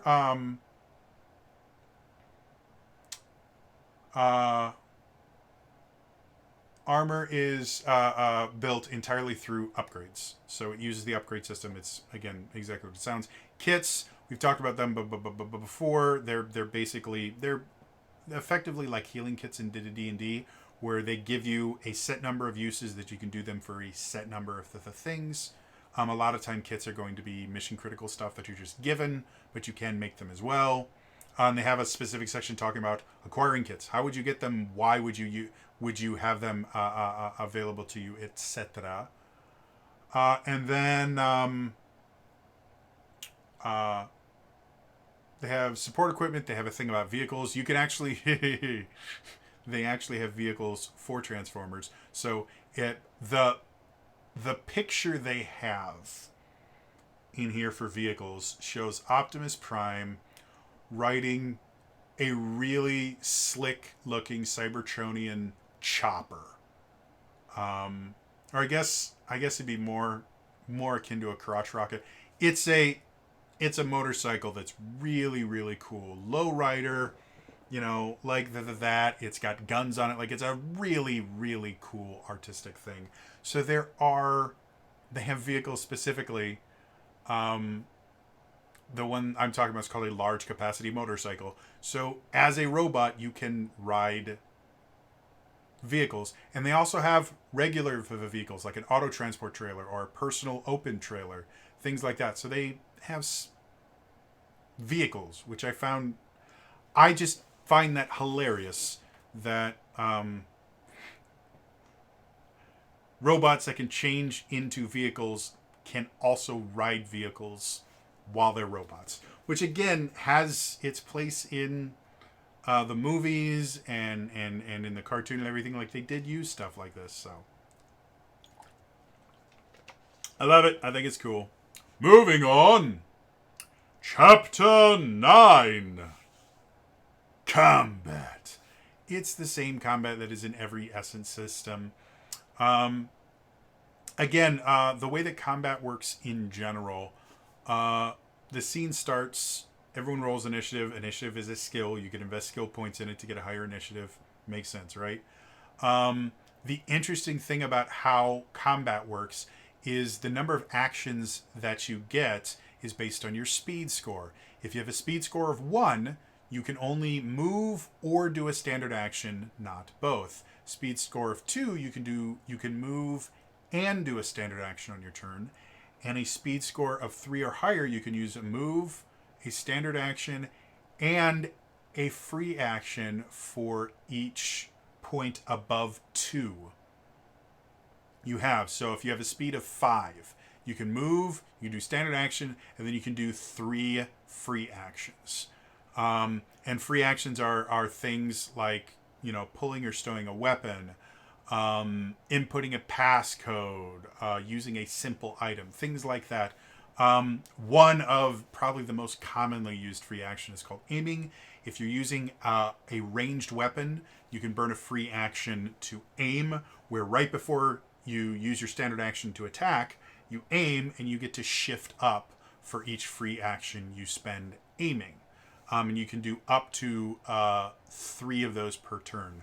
So if you have a speed of 6 and you use ranged weapons, you theoretically can make every single attack at a shift up of 3 if you aim before every single attack. Now, there are things in your role that will use free actions. There are items that you use free actions. So there's a lot of different uses for free actions. But I like it. The only thing I don't like about it is don't call it a free action. That is the dumbest name ever. Don't call it a free action. It's not free. It costs free actions.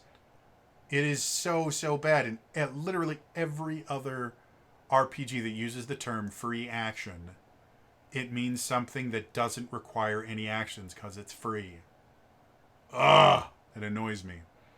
They talk about movement, which again makes sense. They talk about the different things you can use in combat. They're kind of prepare. A move like in D&D, you can prepare to do something, so you can effectively act on someone else's turn by just preparing, which is kind of useful if like somebody is if your enemy is invisible. Preparing your action could be as soon as they decloak, I'm going to attack them, because you can't attack them while they're invisible, something like that. They call it a contingency. One of the other actions you can do is convert.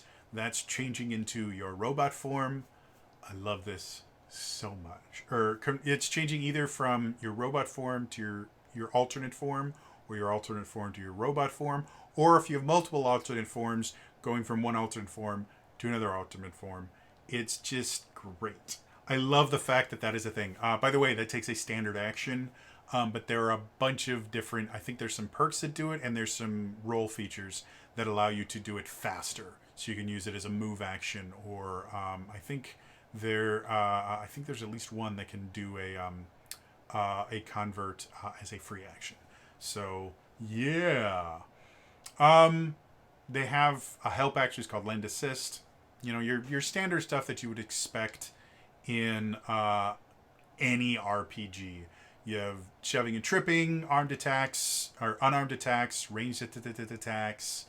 They have blast attacks, which are your area attacks. Multiple target attacks, multiple multi-weapon attacks and your kind of dual wielding rules and things like that, which again can be affected by perks and things. They talk about making an attack. They talk about the dice shift ladder. One of the things that is a little bit annoying to me is size class combat adjustment matrix. They really have a thing for tables in this game, and size plays a big deal. If you are attacking a creature that is larger or smaller than you, you will either shift up or shift down your attacks based on their size compared to your size.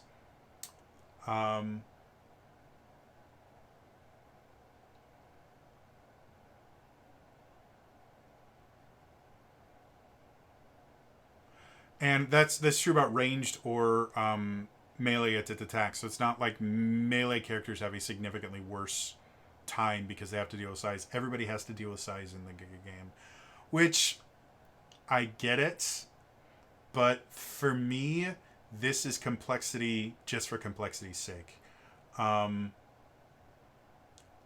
There's so many other ways to get shifts up and down and to get snags, and that's all it does is it shifts your attacks up and down. It doesn't do snags or edges. It is just shifting up and down, and so there's so many other ways that you could do it that it just feels that they're just doing this to make things more complex. It doesn't seem fun. It doesn't let you do anything differently. It just changes numbers.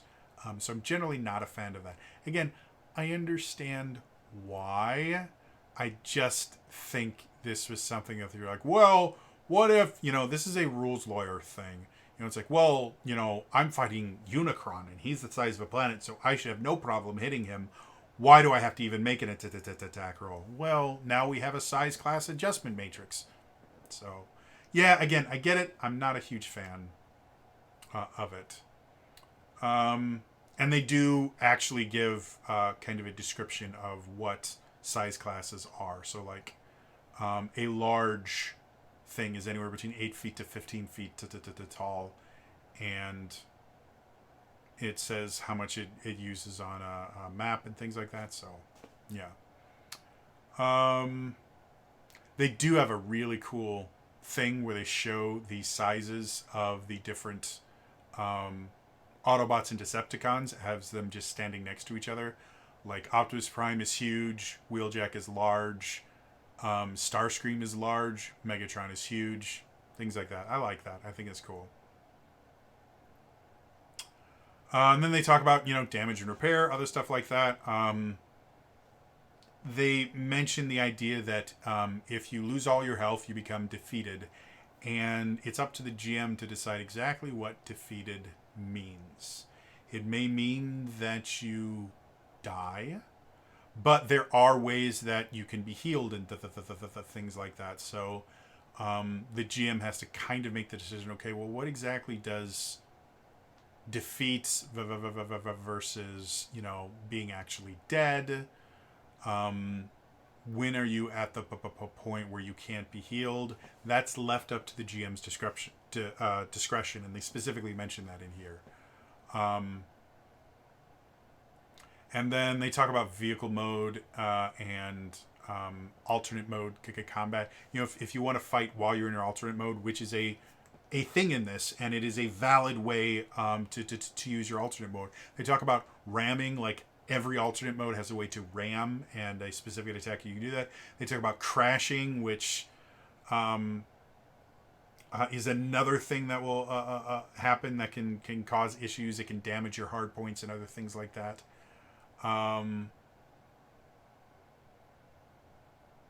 It talks about flying combat and stuff like that, and and they do have underwater combat, and they talk about mounted combat, which is exceedingly rare because Transformers can turn into their own mounts, but they do have slight rules for that too. So overall, it's a nice chapter. It explains exactly how combat works.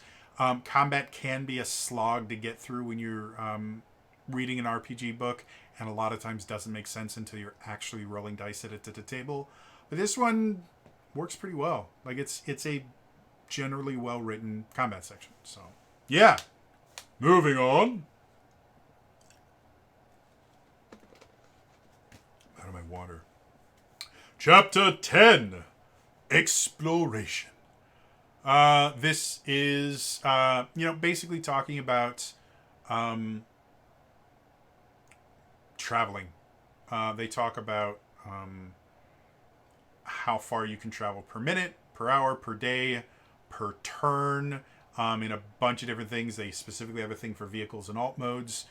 They talk about time and stuff like that, and how you can use it in the game if you want to do more than just, okay, well, now we're going to go to the power plant. Okay, you're at the power plant, and here are the Decepticons. Roll for initiative. No, you want to have more things. Like on your drive to the power plant, maybe you find some things here, or you do this, or maybe you're out scouting a desert for energon sources. So these are how far you can go and things. So exploring is an essential part of RPGs in general, depending on the RPG. And so you really do need to have a section that talks about, okay, well, unless your RPG is just a combat simulator, which is fine if that's what it is, you need to be able to talk about, okay, well, what if we're exploring? What if we're, doing things that are not combat or dungeon delving, So yeah, it's an exploring thing. It does talk about some stuff, like they talk about diseases. One of the things they mention constantly is Autobots are immune to human diseases because they're robots. They can't get the flu. But there are Cybertronian diseases. Like the one that they list here is called Rust Plague. And I thought that was really, really cool. They can get computer viruses and stuff like that, and they have rules for diseases in here, so I think that's cool. And then they talk about the different conditions, asleep, deafened, defeated, frightened, stuff like that. Pretty simple and easy. And then they talk about interacting with humans, and then some downtime stuff that you can do, in between missions. What would your character be doing? Which, again, is another thing that's an essential thing. Your character doesn't only exist in combat. There will be times between missions where your character gets to hang around the Ark, which is where the Autobots headquarters is, and get to do stuff. They're real live beings, or at least they're supposed to be. So sometimes they'll spend time maybe upgrading new stuff for them, maybe reading a good book, meeting with other Autobots and forming relationships. All that stuff is kind of explained in there. So yeah, moving on. Now I'm moving to my ginger ale. Fun fact: ginger is a natural anti-nausea thing, and because most anti-nausea medication affects serotonin levels, I can't use any of them. And because my brain has decided that nausea is super, super fun to punish me with, I now drink ginger ale relatively regularly. I don't drink a ton of it. This is a day's worth of ginger ale for me easily. But it does help with the nausea. So, basic rule of thumb though, you generally don't want to be drinking carbonated beverages when you're speaking. It's really bad for you.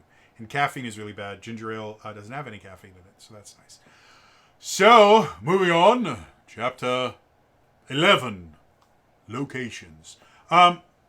Again, this is nowhere near as descriptive as like the G.I. Joe locations one was, but this is basically kind of explaining you are on the planet Earth. You technically can go anywhere on Earth. So this gives you some rough examples of kinds of places you might be. It talks about the Ark, which is the Autobots' ship that crash landed on Earth, and that is their home base. It also talks about the Decepticon headquarters, which is the Victory. And it mentions a few other bases that might exists, so that if you want to be going out of like a forward base, it can to talk about that. And then it talks about interesting places. Like the Ark crash landed a little outside of Portland, Oregon. However, it crash landed there millions of years ago, so it crash landed long before Portland, Oregon existed. But Portland, Oregon is the closest major city that you will deal with. They also talk about Tokyo because for some odd reason the Decepticons really like Tokyo. They talk about Merida in Yucatan, Mexico. And then they talk about attack sites. Basically, most of the time when you're heading out on missions, it's because the Decepticons are attacking something. And so they give a bunch of different examples of things that the Decepticons might attack. So things like power generators, they talk about Hoover Dam, or military installation. Oregon 4 Alpha is a U.S. Air Force base near Portland. So things like that, and these are real world places that they talk about, that these might be places that you would have to deal with Decepticons stuff. And then they talk about common Earth biomes. So this would effectively be anytime you want to send, as a GM, you want to send your Autobots somewhere, you just go, well, is this an aquatic biome? And then they'll have a couple story hooks for that particular biome. So it does give you the tools you need to kind of improvise locations. Like if your players go, well, we want to go to Colorado, to Cheyenne Mountain. Okay, well, that is going to be kind of do they not have a mountain biome? Of course they don't. We can call that a temperate forest biome, because it is, that's kind of Colorado in a nutshell. One thing I am kind of surprised at, they don't have an urban biome that they to talk about in here, but everything else is there. It's exactly what you would suspect it to be. This is a tool for GMs to be able to basically kind of go to this chapter and go, oh, you guys are going to Alaska. Well, that's tundra. Oh, here's things that we can do. Easy, simple stuff like that. So, moving on.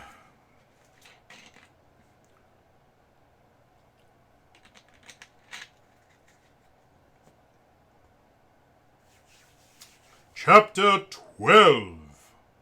Threats. This is the monster manual. Like I said, when I was doing my recommendations, this is a good monster manual. They talk about how to use threat to kind of build encounters. Again, this is something that doesn't exist in the Power Rangers book, and I don't know if it's in the G.I. Joe book, but here it's explained pretty well. And they do mention that combat balance is more of an art than a science. So remember that these numbers are guidelines. So you will need to learn the system a little bit before you can really create challenging encounters, just because different things are going to react differently. They list the different threats that they live in. They list in here by level. And then basically each Decepticon threat gets a 2-page spread. The first page is a really cool full color picture of the Decepticon. It's got the name. It's got a little description of them. The second page is their stat block that you use, and that'll tell you threat level and everything like that. And I love this. This is probably my favorite monster manual type thing that I've seen in any of the Essence books, because it works really well. Big, beautiful picture, stat block. Every single one. Big, beautiful picture, stat block. Big, beautiful picture, stat block. And there is a remarkable amount of Decepticons in here. They've got Barricade and Breakdown, Cyclonus, Detour, I love the names of Autobots and Decepticons because they're just action words. So there are knockout. Until you get to weird things like Megatron. Like Megatron is just a weird word that they're like, "What sounds cool?" And they have Starscream's stat block, and he looks gorgeous. And they've got Megatron in here, and they've got Soundwave, and they've got Soundwave's minicons. I think the only minicon they actually give you a stat block for is Ravage. Yeah, unless I miss them. And then they have other kind of non-Decepticon stuff, like they have drones and other things like that. And then your kind of generic Decepticons, like if you wanted them to not be dealing with an actual named Decepticon, but just one of the rank and file, you have like a Decepticon Annihilator or a Decepticon Assassin. And you can use that stat block. Or if, again, you want to use a Decepticon that just doesn't have a stat block yet, you can just choose one of these as a stat block and go, okay, well, we're going to use the Decepticon Seeker to represent this Decepticon because it fits the level range that I want and it's got the abilities that I think. So, good stuff. They have unaligned Cybertronians, so these aren't Decepticons, but you might have to deal with them. Maybe you find a Cybertronian outpost or something that was on, or maybe the Ark malfunctions and now you have to fight the Ark to get. That's one of my favorite storylines in anything like this, is where your base, for whatever reason, attacks you. In Beast Wars, they had a section where they installed a. They had an episode where they installed a security system on their base and it malfunctioned, and so they had to fight their own base to turn it off so that their own base wouldn't get them. And I love stuff like that. So you can definitely do something like that, which I think is super cool. They have human threats because every so often you are going to be dealing with soldiers and other things like that. Guess what? Soldiers and humans in general, significantly less dangerous than Decepticons. However, they also have things like tanks and combat jeeps and jets. So as much as a single human isn't going to be a huge deal, if you get, a wing of, 4 or 5 jets coming at you, well then yeah, you might have some issues.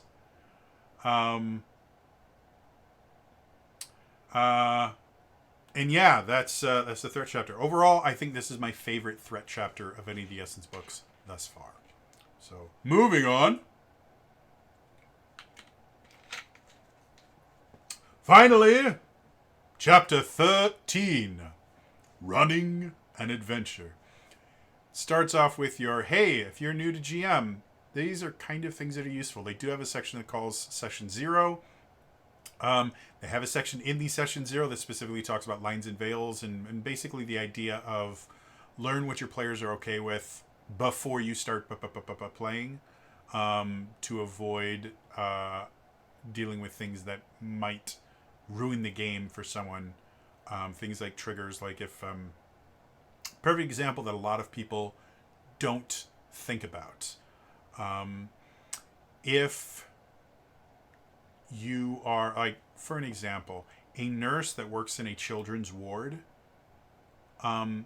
may not want to have descriptions of children getting injured in the game. And that might not be something that you even think about. You just, you describe when they get into an area, and to kind of show just how evil the bad guys go, you can see there are bodies littered on the floor. One of them is a young child that's still whole. Like, things like that can be extremely triggering without having to deal with things like PTSD or anything like that. They can just be things that are very, very upsetting for people that they just don't want in their in their fantastical adventure they use to get away from real life. So it is important, not just for people that might be struggling with PTSD or with traumas and things like that. It may just be a part of their life. If a player lost a loved one or a friend to suicide, maybe part of the session zero is going, hey, if we have to deal with a character, giving themselves up or doing something like that, I need to be warned about that ahead of time, or we need to treat it in a very specific way, because that will dredge up memories that I don't want to and emotions that I don't want to. So session zero is not just about, talking about whether or not sex is something that you want to talk about. Session zero should be something, specifically talking about lines and veils should be something that is significantly more complex. And it doesn't have to be things that are going to scar you for life. It can just be, I'm really just not comfortable role-playing romance, so I would prefer that my character doesn't get involved in romance.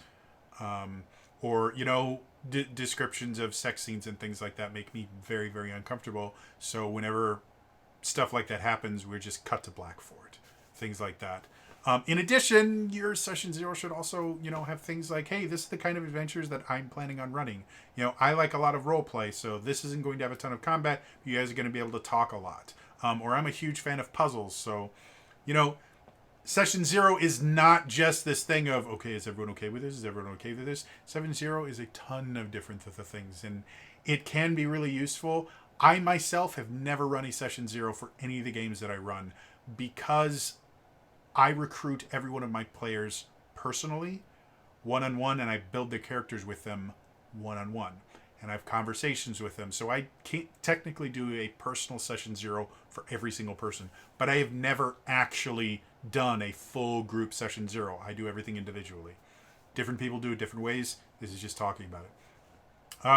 So yeah, I mean, it's a page of this is how to GM. Simple. It does talk about things like adventure balance, area descriptions, NPC stat blocks, things like that. They have a thing that talks about campaigns versus sessions versus part versus scenes. Basically, terms that a lot of people that have played D&D or other RPGs for a long time don't even think about. It's like, oh, this is our campaign. Well, this is our session. Someone that's never played it before may not know what those words mean. If they have a military background, a military campaign is very, very different from an RPG campaign. A military campaign is basically an aspect of a war, like the South Pacific campaign is that, like, that's what a campaign is. So understand that words, your definition of words may not be universal. One of my favorite things to do when I was training new salesmen was I would tell them, hey, we have a lot of terms for a lot of things because we're around this all the time. But if somebody comes in to buy like a printer and they've never bought a printer before, if you ask them, hey, does it use ink or toner? I have seen tons and tons of customers go, what is toner? It doesn't toner. It's a printer. It prints, and I need to make it stopped printing. So I don't know. It needs to start printing again. How do I make it print? A lot of people don't know what the difference between ink and toner is. Fun fact: ink is liquid and it's used in inkjet printers. Toner is a powder, which is toxic, and is used in laser printers. Laser printers use heat and lasers to burn images effectively, using toner onto paper. Inkjet printers literally do that. They spray ink in a jet. So ink is water-based. Toner is it's still ink, but it's a powder-based ink. So, fun fact. So, having things like this where it explains this is what a campaign is, this is what a session is, this is what a part, this is what a scene is. This is actually really, really important. And if you use terms, you effectively could be saying, oh, did you bring your squeedoocle? Squeedookles are really important. You should have your squeedoocle. It's a nonsense word that means nothing to them. So understand, having sections like this where you mention, hey, a campaign is the entire adventure you play with this particular character, and it has a kind of congruent storyline to it. Because new players may not be aware of what campaign means. And then it has the beginning adventure called Troubled Waters. Again, it's a good starting adventure. It gives you a lot of different skills that you can use to do a lot of different things. It has maps. I love maps. Really, really, really adore maps. They add a ton to RPGs, even if you don't use miniatures or anything. Just having a map that you can flash on screen or somewhere that the players can look at and go, I want to go there, is so much more immersion building than just describing the area. You can do complete theater of the mind, even with this game, but even if you're doing theater of the mind, the map can be useful for that. So every section that you go through has a map for it. I really, really like it.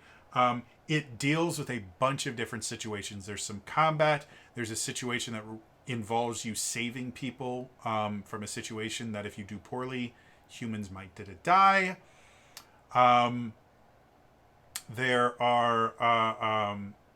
There's a section where you get to work with humans in dealing with a situation that the Decepticons are causing. Overall, it's a really cool thing. And you do get to kind of interact with Starscream, but you don't fight him because he's a challenge rating 17 creature. But so there's a really big, famous name that you get to do that fans of Transformers are going to recognize. But you also get to add your own characters. Like you have these, they use the stat block for Decepticon Seeker Rookie for the characters that you actually deal with, because Starscream is far too important to deal with these no-name Autobot grunts that they sent out here to do this. And they specifically have a section that says, why doesn't Starscream join the fight? And they go, well, because he's challenge rating 17, he'd kill all the players. But there's an in-universe explanation for it as well. He is incredibly arrogant and self-important, and he just simply wouldn't feel the need to interfere because you are far too weak for him to even consider you a threat. So I love that they put that in there. And yeah, so that is the thing. Like I said, it's a good introductory adventure. It's not the best introductory adventure I've ever seen. Like I said, I think the G.I. Joe one is just a little bit better. But it does allow you to do most of the stuff that you're going to be dealing with in the Transformers RPG, which is an essential thing for an intro adventure. It should give you a little taste of just about everything you're going to deal with. So, anyway, final thoughts. Overall, I love this book. My really big issues with it are some of the same issues I have with every Essence system. Free Actions is a stupid, stupid name, and you need to change it immediately. The books are ordered backwards. Chapter 6 should be Chapter 2. These are relatively minor gripes that keep it from... Like, this is a good book. It could have been an amazing book if they didn't have these little things. This is still a really, really good book. Of the 3 Essence System RPGs I have reviewed, this one is my favorite so far. Again, I'm a bigger Power Rangers fan than I am a Transformers fan, but Power Rangers was a little bit rough. I think a second printing of it could definitely make me more excited about Power Rangers. But this, just everything about this looks fun. I immediately started getting ideas about how I could use this in my own, like I have already started planning using this book in specifically one of my campaigns, just to do a little kind of joke one-shot where their characters get to be Transformers for a day. Like, I've already started thinking about how cool that would be. So yeah, I'm excited about this. I think the book itself is really well written. I love that the lore is immersed in the book, that almost every mechanical aspect of the game has a lore justification for why it works, which I think is really essential to building an immersive world. Is any mechanic should have a lore-based reason for why it works that way. And I think this book does that really, really well. The artwork is amazing. And it's Transformers. Like, when I was a kid, I loved Beast Wars. I watched it every single time I could. My personal favorite character was Tigatron. And I was really, spoiler alert here, I was really upset when they killed off Tigatron, and then it came back as Tigerhawk, and I never really enjoyed Tigerhawk. And then Silverbolt was the other one that I really liked. Cheetor was cool. Like, I enjoyed Cheetor, but it was Tigatron and Silverbolt were my two absolute favorites. And Beast Wars really went into, especially in the later seasons, really went hard into the kind of overall Transformers lore, and it got me hooked. And then as an adult, I kind of got reminded when the Transformers movies came out, which were okay, but weren't amazing. And I went deep diving back into Transformers, and it's such a cool universe. And this feels like you're a Transformer. And that, I think, is the most important part of any RPG, is you should feel like you're a part of the cartoon, or you're a part of the comic book, or whatever it is. You should feel like you are a part of that. And I think this book does that really well. Anyway, that is going to be all for me today. As always, again, like, subscribe, turn notifications on in the comments down below. Like before, tell me either your favorite Autobot, Decepticon, or whatever, or what kind of Autobot are you going to make as your first character? Let me know in the comments down below. Again, in the description, there will be a link for you to go pick this up. There's still a couple weeks before the physical book actually gets released. So currently, if you buy the physical, you will get the PDF for free. It is a great deal. Pick it up. I am in no way sponsored, related anything to Renegade Studios. I bought the book myself. None of this is paid for. This is all my own opinion. Otherwise, again, that's all for me today, and I'll see you guys next time. All right? Bye-bye.